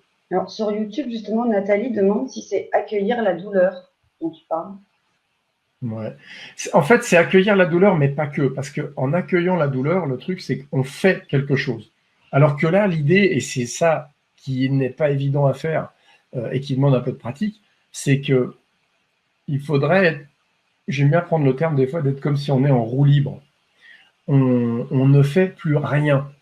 Parce que le petit hic qu'il y a, c'est que, en général, et je pense que c'est le cas de bon nombre des personnes présentes ce soir, c'est que si vous êtes là, en général, c'est que vous êtes déjà curieux, vous vous intéressez à des techniques pour vivre mieux, des techniques qui sont liées à des domaines spirituels ou à d'autres techniques, je dirais, qui nous permettent de vivre mieux nos difficultés, nos émotions, nos blocages, tout ça. Les maladies, Et donc, vous avez déjà beaucoup d'outils. Vous avez plusieurs caisses à outils. Et qu'est-ce qui se passe quand vous allez faire de la voix sensorielle? Souvent, c'est que vous avez tendance, sans vous en rendre compte, à utiliser des choses que vous avez déjà apprises. Parce que vous êtes en train de faire votre séance et en même temps en train d'observer, d'analyser et d'aller chercher d'autres caisses à outils. Donc, même accueillir, c'est un peu comme quand on parle de lâcher prise. Et pour moi, c'est ce qui manque quelque part, même dans le livre de Eckhart Tolle, c'est que tout est super bien décrit, mais il me manquait ce processus de dire, ok, c'est bien joli, le lâcher prise. Mais on fait comment pour lâcher prise? Parce que on se le raconte, on dit, ouais, moi, ça y est, j'ai lâché prise ce coup-là. C'est bon, c'est terminé là. Bon, j'exagère un peu là dans la voix, mais on le sent bien dans ma voix que j'ai rien lâché du tout quand je dis ça. Et du coup, c'est plus complexe que ça. Le lâcher prise, moi j'appelle ça même du prise lâcher, c'est qu'on fait l'inverse, c'est qu'on prend la prise, donc la difficulté, et on la lâche, on la laisse faire ce qu'elle a à faire. Ce serait ça finalement le truc. La douleur, on la prend, donc on la laisse faire. Et justement, voilà, on la prend en compte et on la laisse faire. Et elle va se dissoudre d'elle-même parce qu'il y a quelque chose de plus fort que nous qui va s'occuper de ça pour nous, quoi. Et d'ailleurs, pour ceux qui ont lu le livre de Eckhart Tolle, dans la préface, dans le tout début, quand il explique comment il est arrivé à écrire ce livre, comment il est arrivé à vivre ce qu'il a vécu, ça s'est passé par un moment où il était dans un tel état de difficulté qu'il en arrivait au suicide, et que c'est au moment où il a été tellement loin qu'il n'avait plus rien à perdre et qu'il a tout lâché. Et en fait, ce qu'il a fait, alors ça c'est selon moi, c'est pas écrit dans le livre, mais il a, sans le savoir, il a régulé par cette voie sensorielle en étant à un tel point que de toute façon, il n'avait plus rien à perdre. Et c'est là que s'est passée cette régulation d'une empreinte qui devait le bloquer, le déranger, le faire souffrir, et qui l'a libéré et qui lui a permis de partager tout ce qu'il partage depuis. Et vous verrez que vous pouvez retrouver ça dans différents écrits, différentes situations, des fois, où on trouve des explications rationnelles derrière à quelque chose qui n'a rien de rationnel. C'est juste que ça s'est libéré, ça ne nous appartient pas, ça n'appartient pas, c'est comme ça, quoi. Donc, alors, avant qu'on aille plus loin dans les questions, je vais terminer sur cette présentation sur le dia, et puis, comme ça, on va sur la suite après. Donc, je voulais juste dire, voilà, dans tout ce que je vous partage là, si on arrête là avec cette introduction, avec tout ce qu'on a vu là, est-ce que quand vous allez retourner chacun à votre vie, à faire ce que vous allez faire habituellement, hein, est-ce que vous pensez que vous allez arriver déjà à changer vos habitudes? Est-ce que vous allez oser utiliser ce que je vous ai expliqué là, que ce soit sur les douleurs ou sur des perturbations? Et est-ce que vous allez penser à l'utiliser au moment où vous en aurez besoin? Sur quelle douleur vous allez appliquer ça? Par quel bout, quoi? Comment vous allez prendre ça? Est-ce que vous voulez vraiment vous engager là-dedans et aller vers une découverte, vraiment? Parce que là, c'est une aventure, hein. Vous partez dans quelque chose qui est un monde nouveau qui s'ouvre, puisque, comme je disais tout à l'heure, ça éloigne, ça agrandit notre enclos. Et ça, c'est pas moi qui le dis, c'est des gens qui l'utilisent. Il y a des gens qui disent même que c'est comme s'ils avaient plus d'espace en eux. Je sais pas, ça parlera à certains d'entre vous. Il y en a d'autres qui se diront peut-être, ouais, l'autre, là, il a fumé la moquette. Mais c'est comme si on avait plus d'espace puisqu'on a plus de possibilités. Par contre, c'est vrai que c'est super facile de retomber dans les vieilles habitudes parce qu'on retourne dans l'ornière de nos fonctionnements, de ce qu'on a utilisé d'habitude. Et c'est justement parce que c'est difficile pour beaucoup d'entre nous que j'ai préparé une formation dans laquelle vous apprenez comment vous débarrasser par vous-même des douleurs physiques qui sont causées par les émotions et des blocages, des perturbations émotionnelles qui sont générées par des empreintes sensorielles, donc par ces émotions qui vous prennent en otage. Et ça se passe en utilisant toute la puissance de la voie sensorielle, ce qu'on appelle Tipeee ou la méthode Tipeee ou la ressource Tipeee. Et ça, vous apprenez déjà pour commencer, je dirais, c'est déjà énorme, il y a du boulot. Vous apprenez à le faire au moment où vous êtes dans la difficulté, au moment où vous souffrez. Et dans ce programme de formation, je pense que c'est toi qui vas mettre les choses à l'écran après, Stéphanie. On parle de ça, on parle de comment faire pour stopper ces douleurs physiques qui sont liées aux émotions en utilisant la voie sensorielle. Ah non, moi, en fait, ce que j'ai fait, c'est que j'ai publié là l'offre. Je vous rappelle déjà que après l'explication de l'offre et la réponse aux questions, Eric nous a préparé un exercice, hein. Donc surtout, restez bien avec nous pour faire l'exercice à la fin de la conférence. Donc moi, j'ai publié donc l'offre sur laquelle vous pouvez cliquer pour en savoir plus. Mais effectivement, Eric, tu peux continuer ton PowerPoint parce que moi, il s'agit juste d'un bouton où ils vont cliquer pour aller sur la page de Ok. présentation. Donc, dans cette formation que on a mis en place là, enfin que j'ai créée et que vous retrouvez sur la page de présentation que Stéphanie vous a montré, vous verrez, en fait, enfin vous le verrez, vous allez, dès la fin du module 1 de cette formation, vous sentez déjà le changement parce qu'en fait, vous savez quoi et comment faire au moment où la difficulté, au moment où la perturbation, au moment où la douleur arrive. Ça, c'est le résultat, je dirais, immédiat. Et après, dans les 2, 3, 4 semaines qui suivent, c'est là aussi que vous allez découvrir petit à petit que ben, ça y est, vous vous débrouillez tout seul, vous êtes autonome. Et moi, c'est vraiment ce que je cherche à faire quand je crée une formation, c'est de rendre les personnes autonomes, que vous ayez, j'ai envie de dire, les clés du château pour pouvoir vous débrouiller, pour pouvoir savoir quoi faire au moment où la souffrance, au moment où la difficulté vous tombe dessus. C'est ça que je disais, on va voir déjà comment faire pour le faire au moment où la difficulté arrive. Et n'importe qui peut y arriver. On a tous, tout un régulateur émotionnel. Il attend juste, en fait, que vous appreniez à l'utiliser pour pouvoir faire le job pour vous, parce que finalement, après, vous n'avez rien de plus à faire. Une petite aparté, je parlais tout à l'heure des animaux. Je disais, oui, on a tous cette ressource, et les animaux aussi, alors je ne sais pas pour tous les animaux, mais il y a des gens, dans les formations que je fais, qui m'ont dit avoir fait les essais aussi sur leur animal de compagnie, comme les chiens. Il y en a plusieurs avec les chiens. Je me souviens d'une personne qui a son chien qui flippait complètement quand elle passait l'aspirateur et qui a fait la séance. Alors, je l'explique un petit peu différemment, mais comment faire la séance pour l'animal. L'animal, le chien, a régulé et n'a plus cette peur phobique qu'il avait de l'aspirateur où il partait en courant, il dégageait. Une autre personne, je me souviens, c'est que le chien ne pouvait pas dormir dans une autre pièce si la porte ne restait pas ouverte. Donc, des fois, ça posait problème. Et donc, c'est juste pour vous montrer, enfin, démontrer, c'est un truc de dingue, c'est que cette ressource, a priori, on l'a tous. Il y a des gens qui le font avec les chevaux aussi, et qui ont vu, par exemple, pour les chevaux qui passent sur les ponts, qui ont un problème aussi phobique, qui ne peuvent pas traverser sur des ponts, et qui là se mettent après à traverser. Donc je vous dis ça parce qu'en général, ça casse un peu des fois des objections où on dirait oui, mais bon, c'est quand même bizarre quand on voit un animal qui régule le truc, là quand même, on se dit, il y a quelque chose, quoi. Qu'est-ce que vous recevez dans cette formation? Vous recevez 2 modules de formation, donc je le précise, parce que c'est pas que vous partez dans une formation où vous prenez du gros contenu théorique. Là, l'idée, c'est d'être en mode pratique et d'avancer, d'avoir des résultats rapidement que vous pouvez mesurer. Donc, il y a 2 modules de formation en vidéo. Quand je dis vidéo, en fait, j'utilise un tableau noir où je commente, je dessine, je fais des croquis sur tout ce que je vous explique, ce que je vous apprends pour pouvoir aller vraiment plus en profondeur sur l'utilisation de cette approche. Et ces modules de cours sont aussi transcrits au format audio MP3 pour que vous puissiez les écouter où vous vous trouvez, quand vous en avez besoin, sans avoir besoin d'être derrière un écran. Les contenus de formation sont hébergés sur une zone membre à laquelle vous accédez quand vous voulez. L'accès est limité, évidemment. Et surtout, c'est pratique parce que vous pouvez toujours retrouver les contenus de formation. Ce n'est pas qu'ils sont dans un email que vous avez reçu, vous ne savez plus où vous avez foutu l'email. Il y a une garantie 30 jours derrière sur la formation. C'est une garantie satisfait. Je rigole, Stéphanie, parce que on en a parlé, donc paf, je te la pique, c'est là la remarque. Mais Donc tu l'as fait moins bien que satisfait. moi.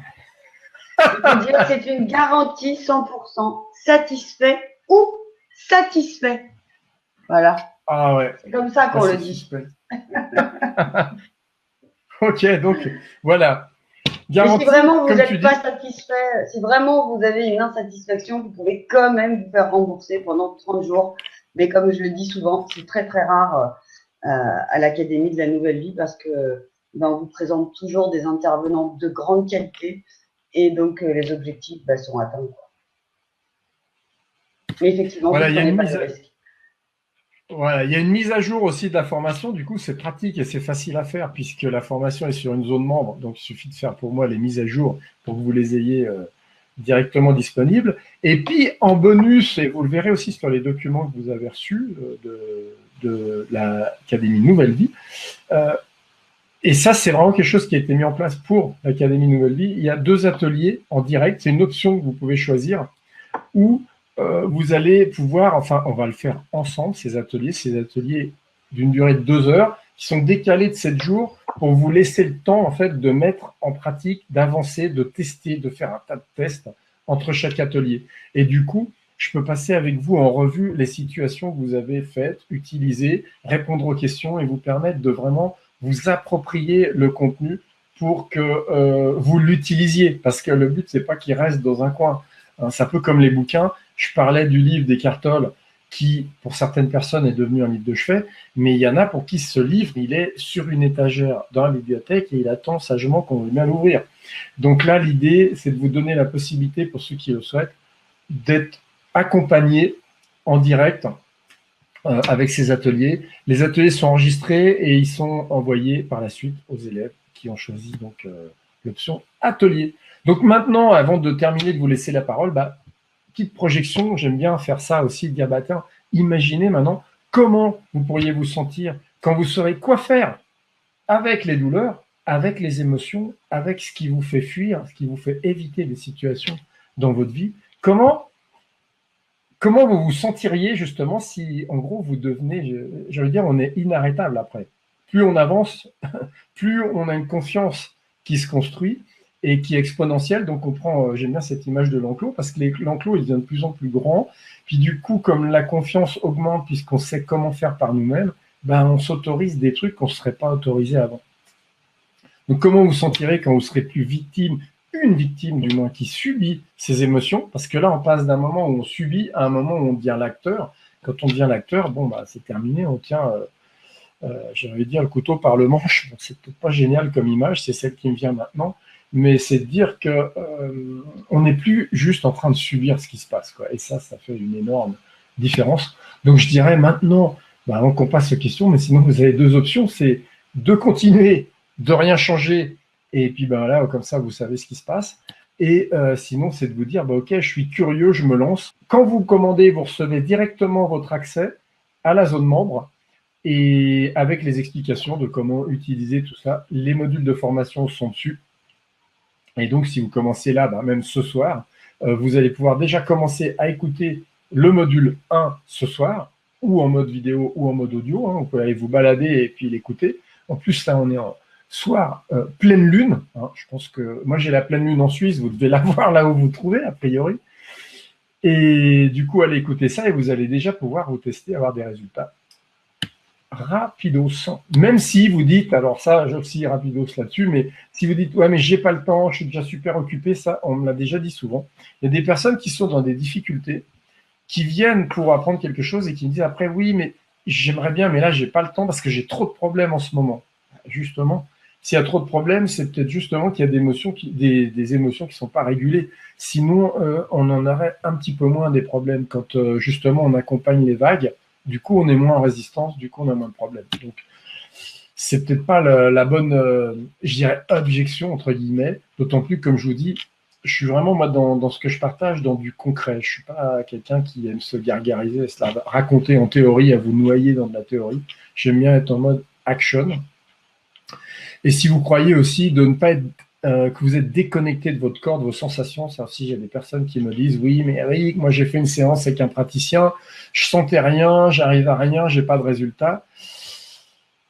Tout le monde ressent les sensations, simplement qu'il y a des personnes qui sont tellement habituées à vivre avec des difficultés qu'elles ne les sentent plus. C'est un petit peu comme si on était habitué à marcher avec des béquilles et qu'on se rend même plus compte qu'on est en train de se balader avec ces béquilles, quoi. Et puis peut-être aussi que vous avez l'impression d'avoir tout essayé, et ça aussi, je l'ai entendu souvent, et dans des gens qui sont dans les formations, dans les feedbacks que j'ai, j'entends régulièrement des personnes qui disent waouh, quoi. D'accord, pourquoi j'y ai pas pensé avant, en fait? C'est un peu le truc qui vient des fois, quoi. Donc, je ne sais pas si tu veux préciser quelque chose. Sinon, on peut se faire un petit exercice maintenant, Stéphanie. Alors peut-être avant l'exercice, il y avait quelques questions. Nancy demande si on peut le faire sur des douleurs articulaires où l'on pense que c'est génétique. Alors, comme je disais tout à l'heure aussi, la raison de la douleur, pour l'instant, laissez-la de côté. Parce que il y a des… Par exemple, j'entends souvent ça. La personne qui dit « Oui, mais moi, j'ai cette douleur parce que j'ai une vertèbre comme ci, j'ai un espace comme ça, j'ai un truc comme ci, comme ça. » Ils ont fait IRM, radio, X-ray, enfin, tous ces trucs-là. Et le médecin a dit, et un tel a dit… Et… Alors, je ne dis pas qu'ils ont dit n'importe quoi. Ce que je veux juste dire, c'est, pour l'instant, quand vous faites un essai, une séance, laissez ça de côté. Il ne va rien se passer de grave. Simplement, vous partez avec un regard neuf en disant, bon, qu'est-ce qui se passe si je laisse faire finalement? Qu'est-ce qui se passe si je suis curieux et que j'essaie quelque chose d'autre? Donc, pour répondre à cette personne, il faut juste essayer. Il n'y a aucun risque à essayer, si ce n'est, comme je disais tout à l'heure, peut-être que dans certains cas, vous pouvez avoir la tendance à paniquer parce que vous allez sentir, surtout quand vous fermez les yeux, vous allez vous dire wow, wow, wow, wow, c'est en train de monter. Et si vous paniquez, vous ouvrez les yeux et ça va se calmer.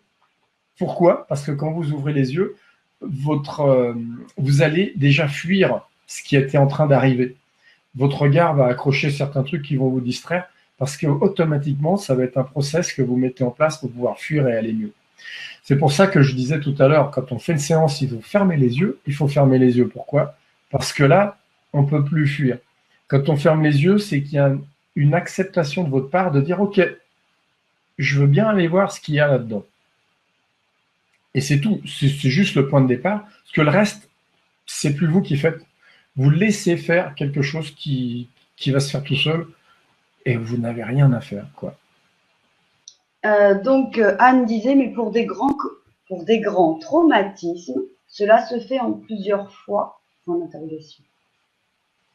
Alors bon, je ne sais pas ce qu'on définit par grand traumatisme, mais là aussi, j'ai envie de dire, ce qu'on va définir nous par grand traumatisme, c'est une notion intellectuelle qu'on a mis nous en place, parce que qui peut définir que c'est un grand trauma, un moyen trauma ou un petit trauma?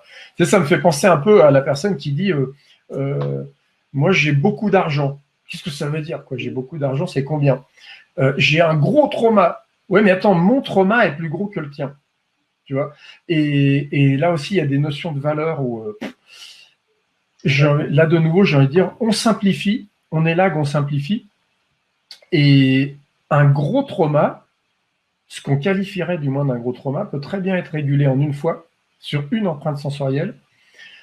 À l'opposé, ce qu'on qualifierait comme un petit trauma pourrait être quelque chose de nettement plus compliqué à réguler. D'accord. Donc la notion gros-petit, là, dans ce cas-là, c'est vraiment une notion purement intellectuelle et elle n'a rien à voir avec le résultat pour la régulation. Pareil, des personnes qui disent, mais si je ressens plus de sensations physiques, de douleur pendant que je fais cette régulation, est-ce que ça va m'amener des meilleurs résultats que si je sens peu de douleur? Pas du tout. Il n'y a pas de lien, en fait. On peut réguler avec des sensations furtives qui sont à peine perçues, ou on peut réguler aussi dans quelque chose qui est difficile, qui est douloureux, bien que, en général, ce qui est douloureux, plus c'est douloureux, derrière, c'est que plus on y met de résistance. Parce que ça donne aussi du pouvoir et ça amplifie cette douleur, souvent. D'accord. Et Catherine demande, en cas de fibromyalgie installée depuis longtemps, est-ce que ça peut être efficace dans ce cas-là? Ouais. Il n'y a pas de durée, en fait. Alors, après, bon, ce qui peut changer les choses, c'est quand il y a quelque chose qui est endommagé au niveau mécanique sur le corps. Quelqu'un aussi qui aurait, je ne sais pas, une hernie discale, c'est pas parce qu'il fait faire de la régulation émotionnelle par la voie sensorielle que son hernie va disparaître. Par contre, ce qui a généré cette difficulté, cette maladie, peut disparaître et du coup, le corps peut commencer à se soigner s'il n'y a pas eu trop d'endommagement. D'accord. Alors, il y a deux questions sur la colère et l'emportement. La première de Liliane Edith qui dit « Quelle peur se cache derrière la colère ?» Et la seconde de Kat qui dit « Face à l'emportement d'une personne en face de soi, comment faire face à son propre bouleversement? Peut-on accompagner notre émotion ?» Alors là, tu as deux questions différentes. Quelle peur se cache derrière la colère? Ouais. Alors déjà, celle-ci, difficile d'y répondre, en fait. Mais déjà, c'est sympa de savoir, enfin, moi je sais que j'ai eu du mal avec ça, donc ça me parle, que derrière la colère, il y a de la peur. Et surtout pour nous, les gars, quand c'est super dur à reconnaître, de dire que, par exemple, dans ce que j'expliquais pour la voiture, que en fait, derrière cette colère disproportionnée que j'avais au volant, il y a de la peur. Il y a une peur qui était liée, a priori, par rapport à un manque de respect, de qu'est-ce qui pourrait arriver, je ne sais pas. Mais là aussi, quelque part, l'interprétation intellectuelle que j'en fais ne résout rien. Mais derrière la colère, voilà, il y a de la peur, quoi. C'est comme ça, c'est tout. Maintenant, après, ça n'apporte rien dans le soin de le savoir. Mais moi, c'est plutôt quelque chose que j'utilise des fois après, surtout pour les gars, pour les hommes qui viennent dans les formations, pour dire, ben, tu sais quoi, derrière cette colère que tu avais, ben, s'il y avait de la peur. Et la deuxième question que tu posais pour la peur. Oui, c'était face à l'emportement d'une personne en face de soi. Comment faire face à son propre bouleversement? Ouais. Peut-on accompagner notre émotion? Ouais. Alors, ce qu'on peut faire, et c'est difficile avec la colère, parce qu'en général, la colère, justement, on a envie de monter au front. Quand on est en colère, on a envie de rentrer dans le cadre à l'autre, plutôt que d'aller se mettre dans un coin et de se faire une régulation. En gros, on dirait, je vais d'abord l'assommer et je ferai ma séance après. C'est un peu ça le truc, tu vois. Je prends le gourdin et après, on verra, je ferai ma régulation. Donc là, si je suis en face d'une personne voilà, qui est en colère et que ça me perturbe, je vais essayer de m'absenter et de dire, écoute, je reviens, j'ai oublié une casserole sur le gaz, j'ai oublié un truc dans la voiture et je vais me faire une séance. Parce que si je peux faire une régulation là-dessus, quand je vais revenir, je vais pouvoir laisser l'autre vider son truc, mais je ne serai plus branché là-dessus et je risque pas de réagir à ça. Ça, c'est une bonne technique qui peut marcher si on arrive à le faire. Parce que, pareil, pour quelqu'un qui est en colère, qui dirait, mais est-ce que je peux faire une séance au moment où je suis en colère? C'est super complexe. Parce qu'en général, dans le moment où on est dans la colère, on a plutôt envie de rentrer dans le cadre à l'autre. C'est très difficile de sortir de là. Par exemple, dans le couple, me dirait ma compagne qui me dirait, écoute, Eric, attends, va te faire une séance parce que là, on discutera plus tard. C'est fort possible que je dise, écoute, tu m'emmerdes, en gros, parce que la séance, je n'ai rien à faire et je vais continuer dans mon truc. Par contre, je pourrais le reprendre juste après, une fois que ça va redescendre un peu, et me dire, quand je serai dans mon coin, dire, bon, attends, et là, le réguler. Et peut-être qu'après, je vais retourner justement vers ma compagne, dire, écoute, je suis désolé, je me suis un peu emporté, là, c'était n'importe quoi, et on va rediscuter de manière rationnelle. Mais dans le cas que tu disais, dans cette question-là, il y a deux choses. Il y a la colère de l'autre et il y a ce qu'on reçoit nous. Et c'est pareil que ce que je disais tout à l'heure pour les enfants. Quand un enfant a une difficulté, qu'on essaye de la résoudre, il faudrait d'abord commencer par résoudre qu'est-ce que ça nous fait à nous, qu'est-ce que ça génère comme émotion. Et après seulement, peut-être que l'enfant, il n'a plus besoin, ou peut-être qu'il a besoin et on va pouvoir l'aider, mais on ne sera plus pris en otage, nous. Quoi. Jocelyne me dit en ce moment, je vis des choses difficiles, j'ai des boutons comme des piqûres de moustiques qui me démangent, ma peau réagit, je vais tester. Eh bien, teste, Jocelyne. Parfait, parfait. Ça aussi, ça pourrait paraître cocasse. Il y en a qui pourraient dire, mais attends, mais qu'est-ce qu'on sait? Le corps réagit, on le sait, hein, sur les eczémas, les problèmes de peau, tout ça, on sait que derrière, c'est des émotions. Psoriasis, tous ces trucs. Ça vaut le coup de tester, Jocelyne, effectivement. Alors après, il y a des questions. Alors ça, tu as répondu. Est-ce que cette méthode est possible pour une personne qui s'est coupée de ses émotions? Tu as un peu répondu tout à l'heure. Oui, parce que la personne, elle croit qu'elle est coupée, mais en apprenant petit à petit comment l'utiliser, elle va commencer à retrouver des choses, des sensations. Mais c'est les barrières qui vont tomber petit à petit. Quoi. Ça ne se fait pas d'un coup.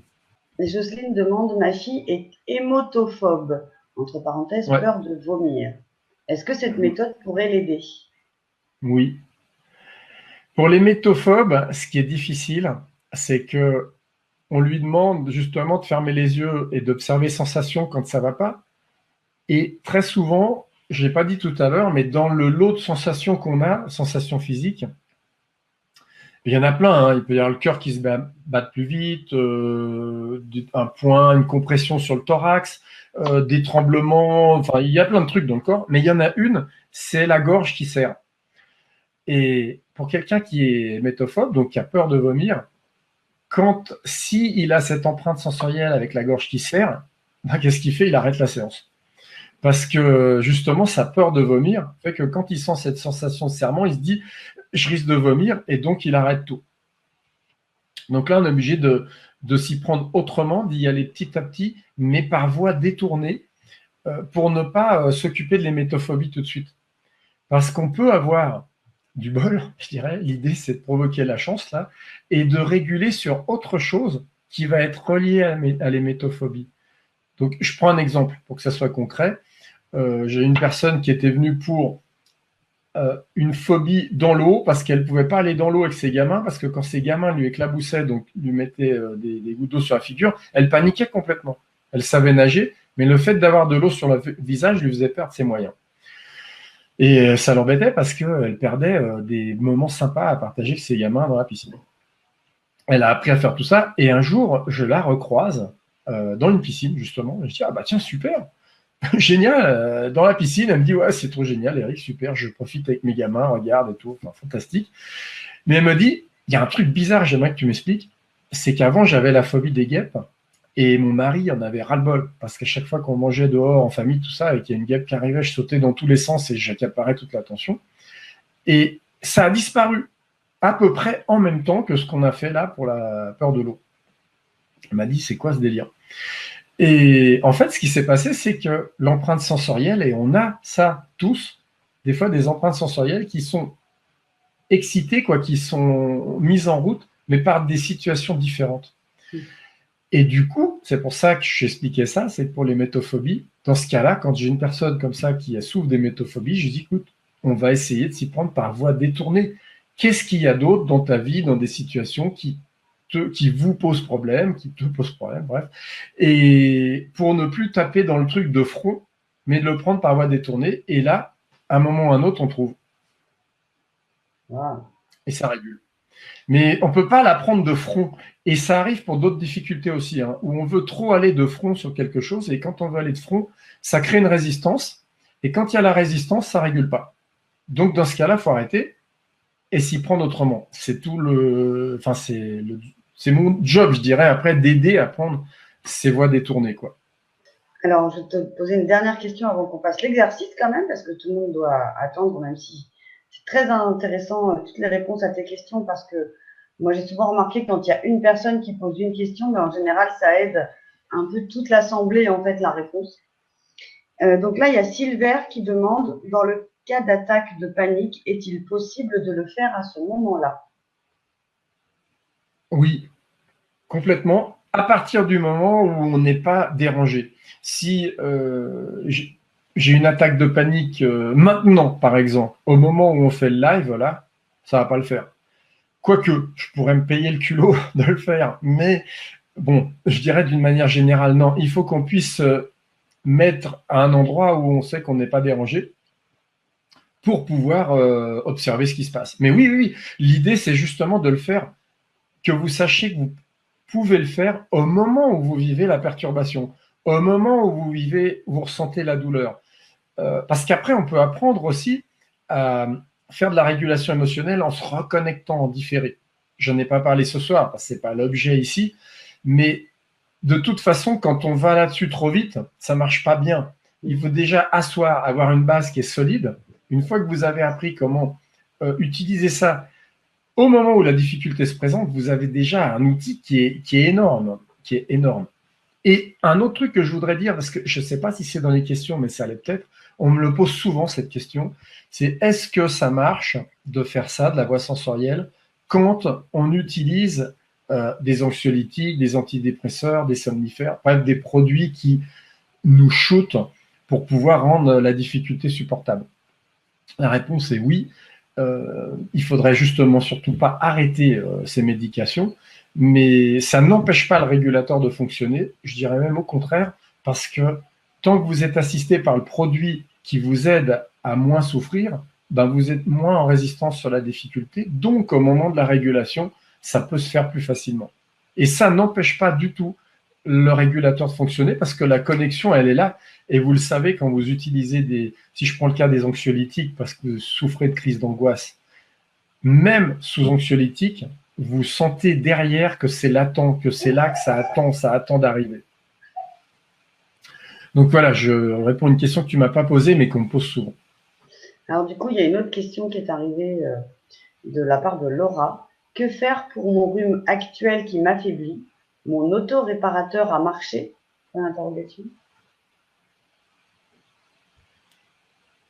Donc que faire pour le rhume qui affaiblit?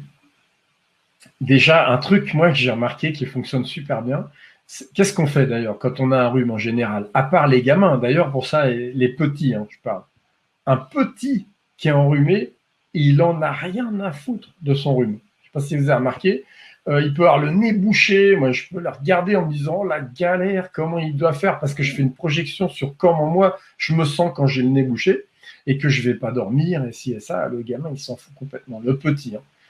Là où il commence à plus s'en foutre complètement, c'est qu'il est en train de venir dans notre monde d'adulte. Welcome on board. Hein. Et du coup, ça se complique. Donc, pour le rhume, Laura, moi, ce que je fais, du moins, quand ça m'arrive, hein, parce que j'en ai aussi quand même des rhumes, c'est que je fais avec.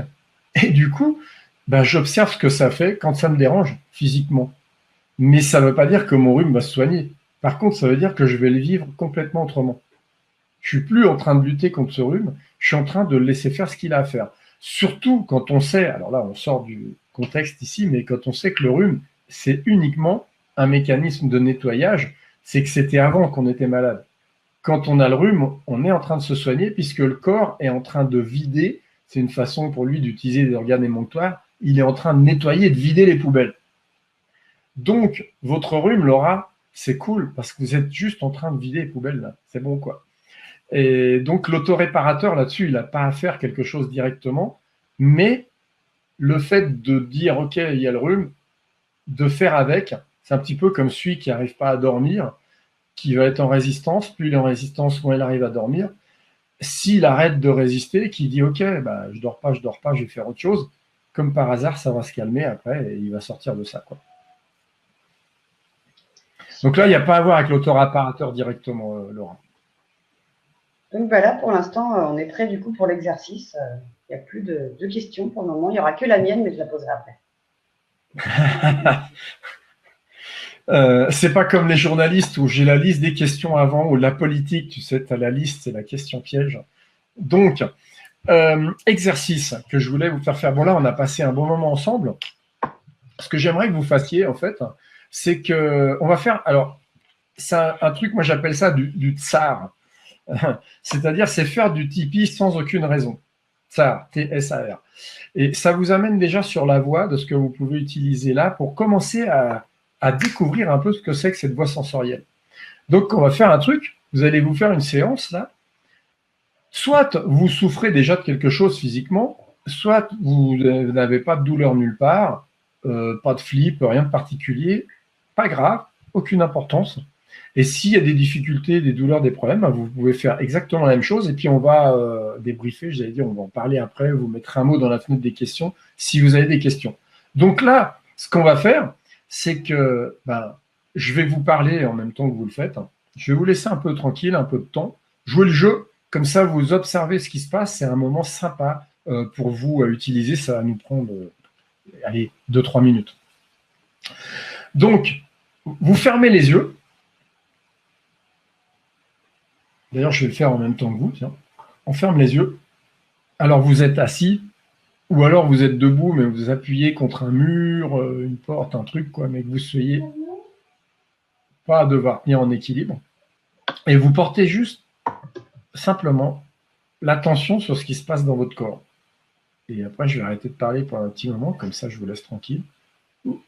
Même si vous dites, ouais, il n'y a rien maintenant, moi, je ne suis pas connecté, balayez sans rien faire d'autre, en fait, sans essayer de vous détendre. observez ce qui se passe quand vous laissez faire. Il y a certainement des sensations qui sont là, que vous n'aviez pas repérées avant, pendant que vous étiez en train de me regarder, ou m'écouter.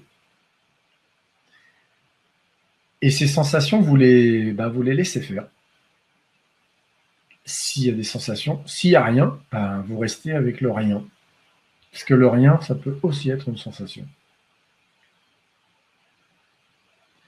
Vous pouvez sentir des trucs dans la gorge. Vous pouvez repérer des parties du corps ou sentir même comme vous êtes assis sur la chaise. On n'est que en train d'observer ce qui se passe physiquement.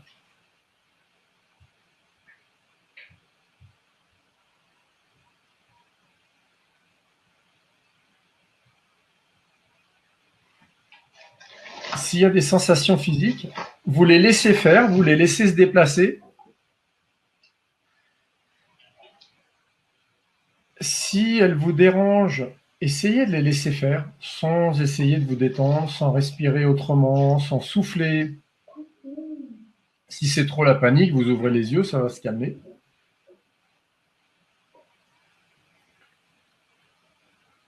Et puis si elles sont là, vous les laissez faire, vous les laissez se déplacer. Quand on les laisse faire, elles se déplacent, les sensations physiques. Que ce soit une douleur ou à l'origine une émotion, une colère, une fatigue, un stress.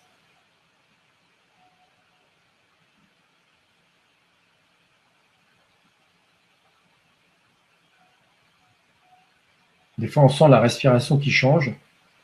Et donc, on n'est pas en train de faire de la relaxation, là. On est juste en train de laisser le corps en roue libre faire ce qu'il a à faire. Il y a des sensations qui peuvent vous paraître un peu loufoques, des fois même. Si ça vous aide, vous pouvez même les décrire à haute voix là où vous êtes, si ça ne vous dérange pas. Des fois, ça aide à rester dans l'observation.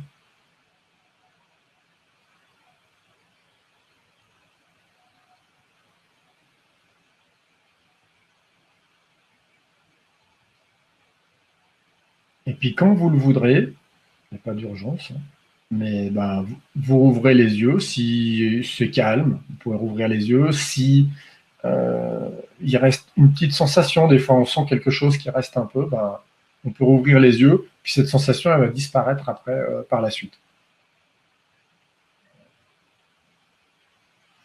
Et ce que j'aimerais savoir après, pour ceux qui reviennent, là, qui ont ouvert les yeux, s'il y en a qui continuent, là, voilà, laissez faire. Est-ce qu'il y a quelque chose que vous avez ressenti maintenant en faisant ça, que vous n'aviez pas remarqué avant?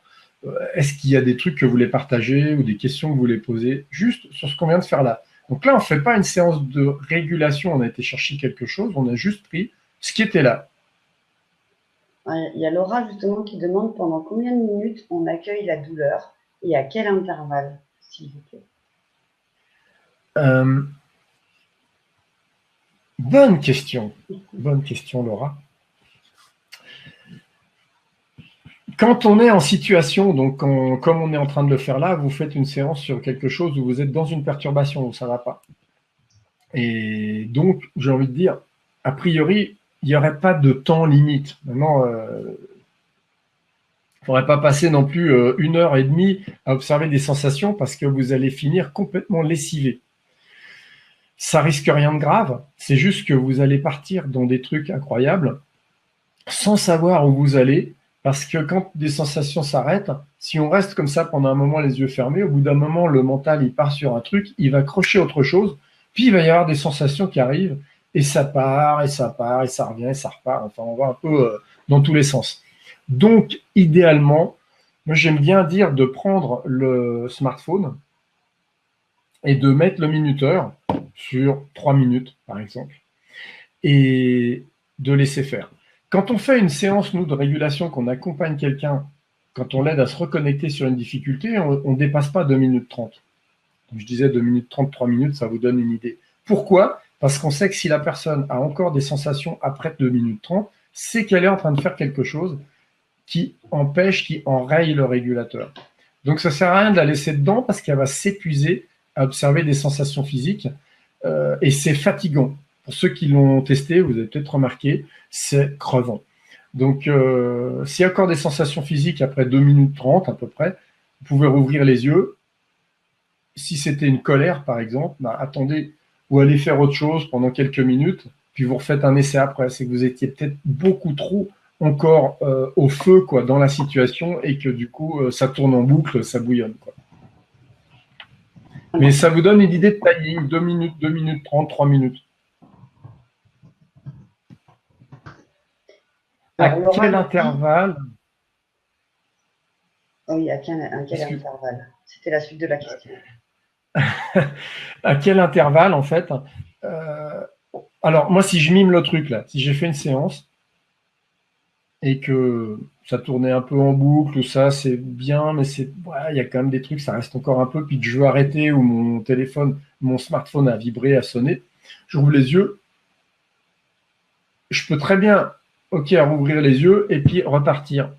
Parce que déjà là, j'ai reconnecté à une réalité et puis je repars, je peux faire, comme on dirait, une séance de vérification. Des fois, en retournant dedans, il ne se passe rien. Que je dis des fois, c'est idéalement, c'est quand ça a régulé. Bon, ben, du coup, vous rouvrez les yeux. Si quand vous refermez les yeux, il ne se passe rien, rouvrez les yeux, ça ne sert à rien de rester dedans parce que sinon, vous allez repartir sur autre chose. Le mental, lui, il va vouloir aller chercher autre chose. Il veut un os à ronger, en gros, quoi. C'est pour ça qu'on porte notre attention sur les sensations parce que si on ne les porte pas sur nos sensations physiques, on repart dans le mental. Et on pense à la liste des courses, au truc, au bidule, au machin, tout ça, quoi. Et dès qu'on revient dans le sensoriel, hop, ça coupe là-haut l'intellect et la liste des courses, tout ça, ça attend, c'est pour plus tard. Alors, Anaïs a une question également sur YouTube. Je porte une grosse blessure d'humiliation et je suis donc très activée émotionnellement quand j'entends des rires autour de moi. Votre méthode peut-elle agir sur ma sensibilité au rire et moquerie? Ben oui, parce qu'en fait, le rire, donc ce qui vous dérange là, c'est quelque chose d'inconscient, mais qui se réveille chez vous, que l'inconscient repère et qui lui le dérange.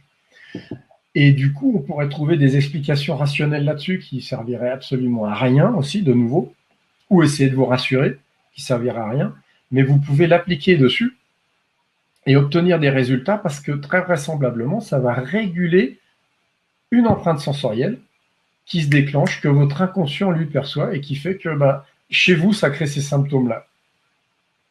Wow.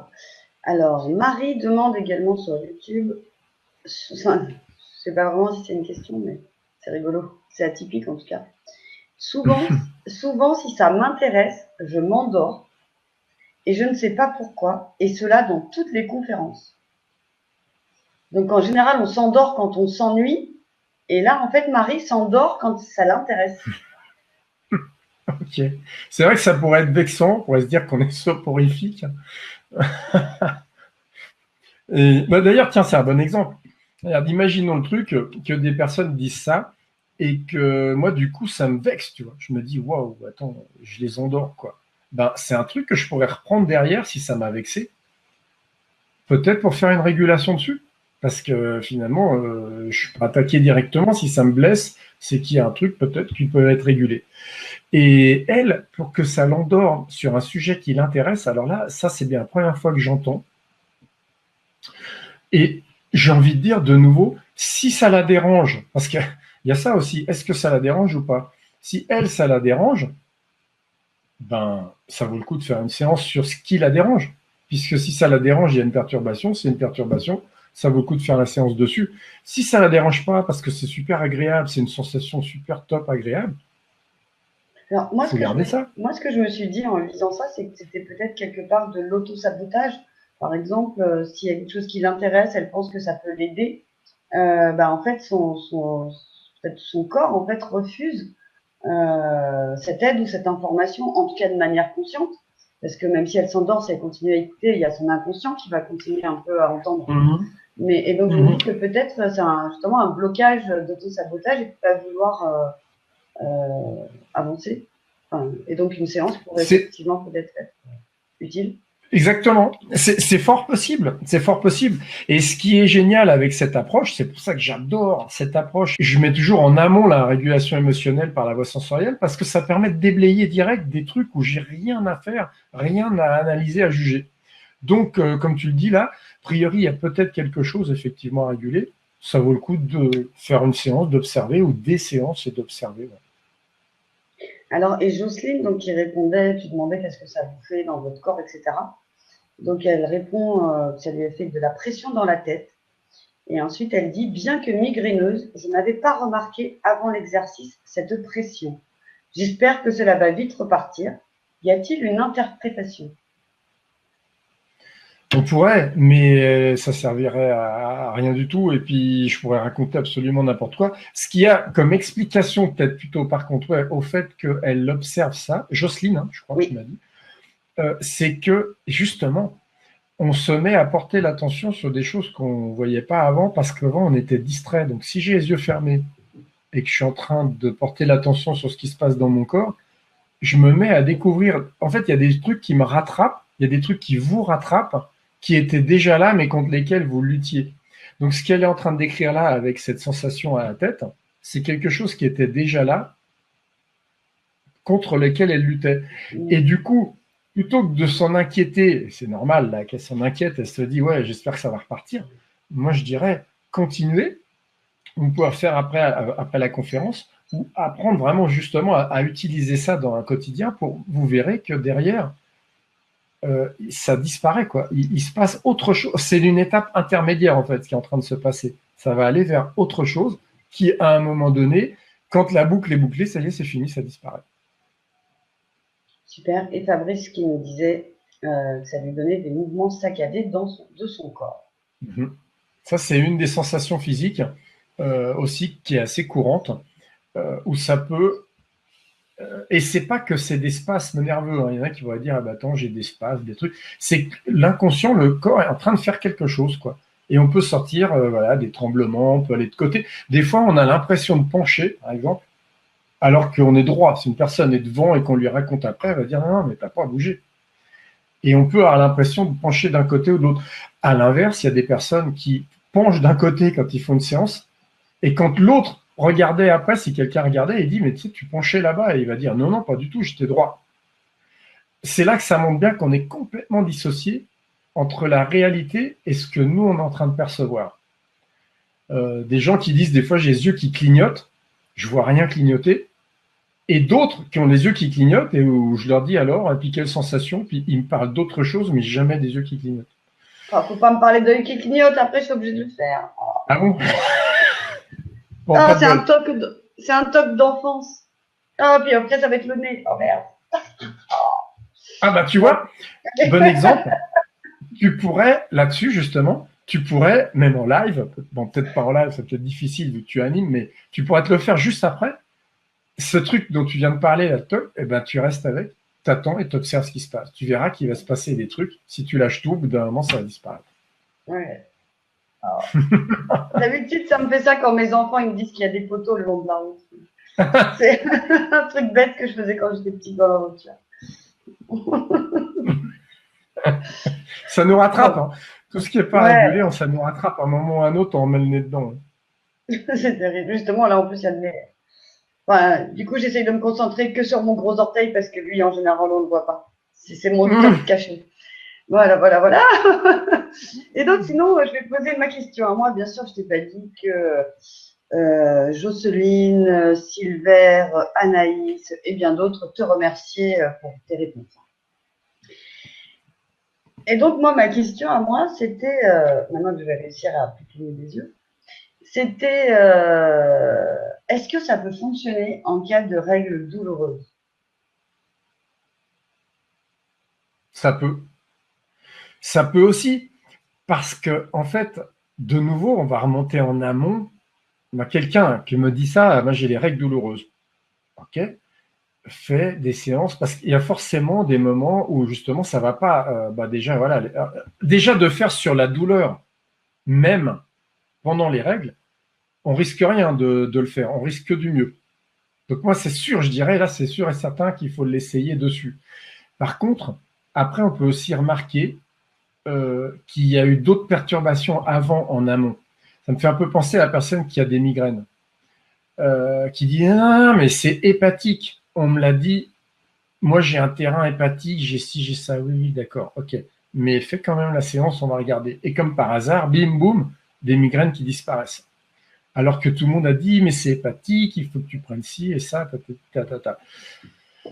Migraine aussi, pardon, règles douloureuses. Bon, on sait, il y a tout un aspect aussi hormonal. Enfin là, c'est pas moi qui vais être le gros spécialiste dans le domaine. Mais ce qui est sûr, c'est que je ferai l'essai parce qu'il y a forcément, c'est pas un état normal d'avoir des migraines douloureuses. Même si beaucoup de femmes ont des migraines douloureuses. Mais Des il y a règles aussi douloureuses, tu veux dire? qu'est-ce que je raconte? Des Migraines. règles douloureuses, pardon. Ouais. Des règles douloureuses. Mais après, tu vois, c'est un truc pareil que les migraines d'ailleurs. Je prends les migraines parce qu'il y a beaucoup de gens qui disent non mais c'est normal, moi j'ai un terrain, patati patata.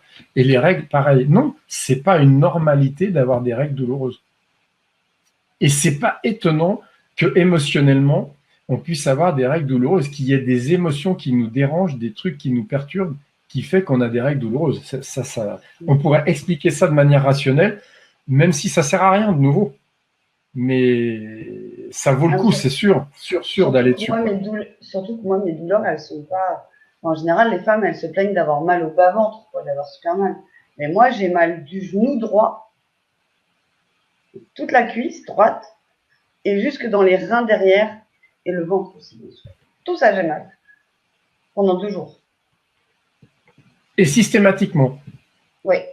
Ok.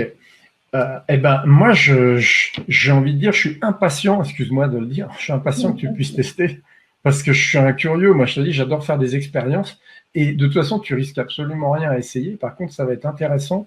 Et j'aimerais que tu me donnes le feedback, ou même si tu le fais et que tu es coincé, je dirais, dedans, tu vois pas l'évolution, il se passe rien ou quoi. On peut en reparler parce qu'il y a forcément quelque chose qui est intéressant à aller voir derrière ça, quoi.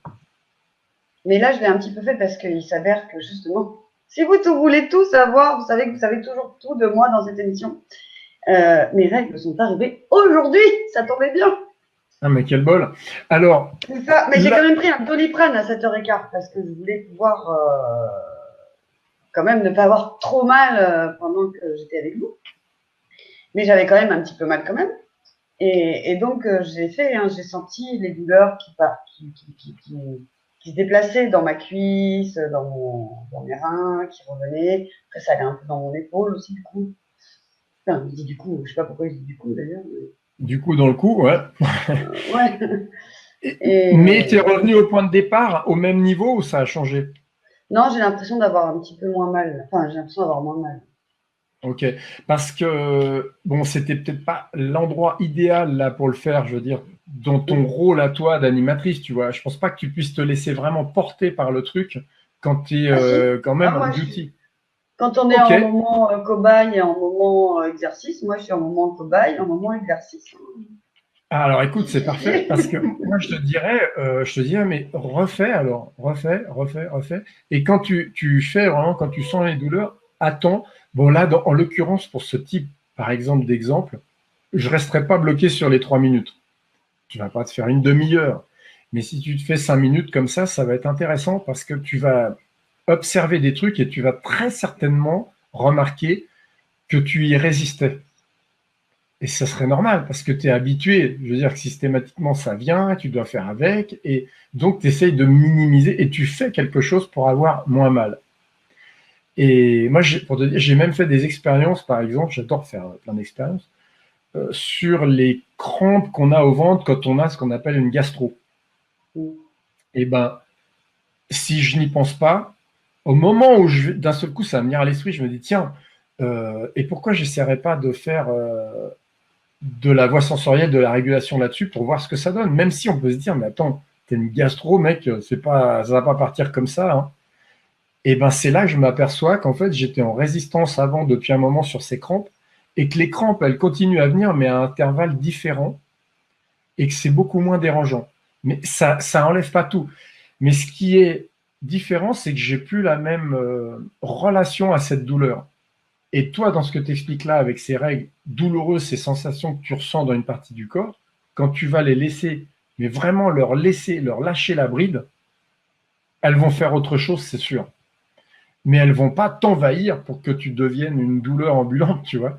Par Ouais, contre, bah, elles vont pouvoir circuler et tu vas peut-être au passage réguler quelque chose qui générait ces douleurs-là et qui est un message de nouveau de ton corps pour dire hey, cocotte, il y a un truc qui me dérange là, tu vois. Et ton corps, il l'exprime comme ça. Peut-être, peut-être que non, mais ça vaut le coup d'essayer. super. Merci. Donc, Abida nous demande j'ai des douleurs au niveau de la nuque et les épaules. Ça a un lien avec les émotions? Très souvent, très souvent. Euh, Moi, je vois très, très souvent. D'ailleurs, ça enlève du boulot aux ostéos après, parce que vous verrez qu'il y a des trucs où, vous l'avez peut-être remarqué, moi je l'ai fait à une époque d'aller chez ostéopathe pour me faire débloquer. Quand on travaille sur l'ordi, les tensions, les machins, on en a partout là derrière. Alors c'est cool pour l'ostéopathe parce qu'il détend le truc à un moment. Par contre, il faut retourner le voir régulièrement parce que ça revient à chaque fois, puisque ce qui génère la tension revient. Donc, moi, je trouve un truc qui marche bien, justement, c'est de dire, bon, bah, ok, quand ça arrive, et moi, ça m'arrive encore des fois, je sais que j'ai une sensibilité à un endroit derrière une omoplate, et pour moi, c'est un voyant d'alarme qui est excellent, parce que, bah, par exemple, tu vois, cette conférence ce soir, j'ai même pas pensé avant, mais c'est pas une conférence qui m'a tendu ou stressé. Sinon, je sais que j'aurais eu ce point, je l'aurais senti dans l'omoplate. Et en fait, j'ai remarqué, moi, ça m'arrive, comme quoi c'est un truc que moi non plus, j'ai pas encore régulé. Parce que si je l'avais régulé, ça viendrait plus. Il y a un tas de choses de réguler, mais il y a des choses, ça se régulera quand ça se régulera, quoi. Mais l'avantage, c'est que j'ai l'outil avec moi, je peux l'utiliser n'importe où. Et pas de bol pour l'ostéopathe, il me voit pas. Du coup, je préfère me payer un bon massage pour le plaisir de temps en temps, mais pas aller chez un mec qui va me faire craquer le dos, qui me saute dessus, quoi. Enfin, un mec ou une nana d'ailleurs. Mais donc, oui, moi je le ferais nuque, épaule, on a les émotions qui vont là-dedans. Ça, c'est à part si on s'est pris un coup à la nuque, là, un coup du lapin en voiture, mais même là, ça vaudrait le coup d'essayer. Ça peut améliorer les choses. Ça ne veut pas réparer quelque chose cassé mécaniquement, mais ça va améliorer. Ça ne va que améliorer les choses. Bon, ça, de nouveau, je le mets en amont, tu vois, de tout le reste, quoi. Oui, ben, super. Eh ben, je crois qu'on va peut-être libérer maintenant Eric quand même qui nous parle depuis 2 heures finalement. Hein. Ouais, je t'avais dit, on va se faire une heure et C'est tellement demie, après on intéressant. endort tout le monde. Ouais. Bah, c'est vrai que les questions, c'est des questions qui sont pertinentes. C'est super d'avoir des gens qui participent comme ça. C'est agréable. C'est un plaisir de le faire, du coup. Et donc du coup, eh bien, si vous voulez donc aller plus loin, travailler donc sur ces souffrances physiques et comment ne plus souffrir justement de ces souffrances physiques grâce à vos émotions, eh bien, je vous enjoins à cliquer sur le bouton rejoindre le programme d'Eric. Vous aurez donc 2 modules, comme il vous l'a dit, en vidéo et également en MP3. Et vous avez aussi spécialement pour l'Académie de la Nouvelle Vie la possibilité de choisir la formule avec 2 ateliers en ligne où, en plus des modules, vous aurez Eric pour vous tout seul en direct pour lui poser toutes vos questions. Et bien sûr, vous aurez les replays ensuite à disposition à vie également. Et je vous rappelle que, comme nous disait tout à l'heure, je crois qu'il l'a dit, ou alors c'est moi qui l'ai imaginé, je ne sais plus. Il vaut mieux que vous hésitiez à l'intérieur de la formation plutôt qu'à l'extérieur, parce que vous allez bénéficier de la garantie 30 jours satisfait ou satisfait. Donc vous aurez bien compris qu'il s'agissait de satisfait ou remboursé à tout moment au cours des 30 jours, si pour une raison quelle qu'elle soit, ça ne vous convenez pas, vous allez pouvoir nous envoyer un mail et donc vous serez 100% remboursé. Ceci étant dit, comme je vous le disais également, c'est hyper rare. Et là, quand on voit déjà dans le chat les effets que ça a déjà pu avoir positivement sur les uns, sur les autres, eh bien, je pense que ça vaut la peine, tout comme Laura, par exemple, pour qui la formation l'intéressait, ou les autres, eh bien, de rejoindre ce programme et quand vous aurez le replay, d'envoyer également ce replay à vos amis pour qu'ils puissent également bénéficier du super exercice, ne serait-ce que de ça, de ce super exercice qu'on a fait en direct, que Eric a eu la gentillesse de nous faire. Et donc, voilà. Que dire de plus, si ce n'est merci beaucoup Eric d'avoir été avec nous ce soir, de nous avoir donné de ton temps avec une si grande générosité, comme tous les intervenants de l'Académie de la Nouvelle Vie savent le faire. Et merci beaucoup pour tous ces conseils et pour toutes les personnes qui auront déjà trouvé un début de solution ce soir et qui ont la possibilité d'aller encore plus loin avec toi en plus. Donc, eh bien, merci beaucoup. Merci à toi, merci à vous. C'est un plaisir, c'est un plaisir. Bah, j'aurai plaisir de vous retrouver de l'autre côté. Et puis, avec les ateliers, ça va être sympa. Vu le niveau de participation, on va pouvoir envoyer. Donc, voilà ce que je peux vous conseiller, mes chers amis, mes académiciens chéris. Et je ne vais donc pas prendre plus de votre temps, ni du temps d'Eric. Je vous fais des gros bisous et je vous dis à très vite. Excellente fin de soirée à tout le monde. Bonne fin de soirée. Bye bye.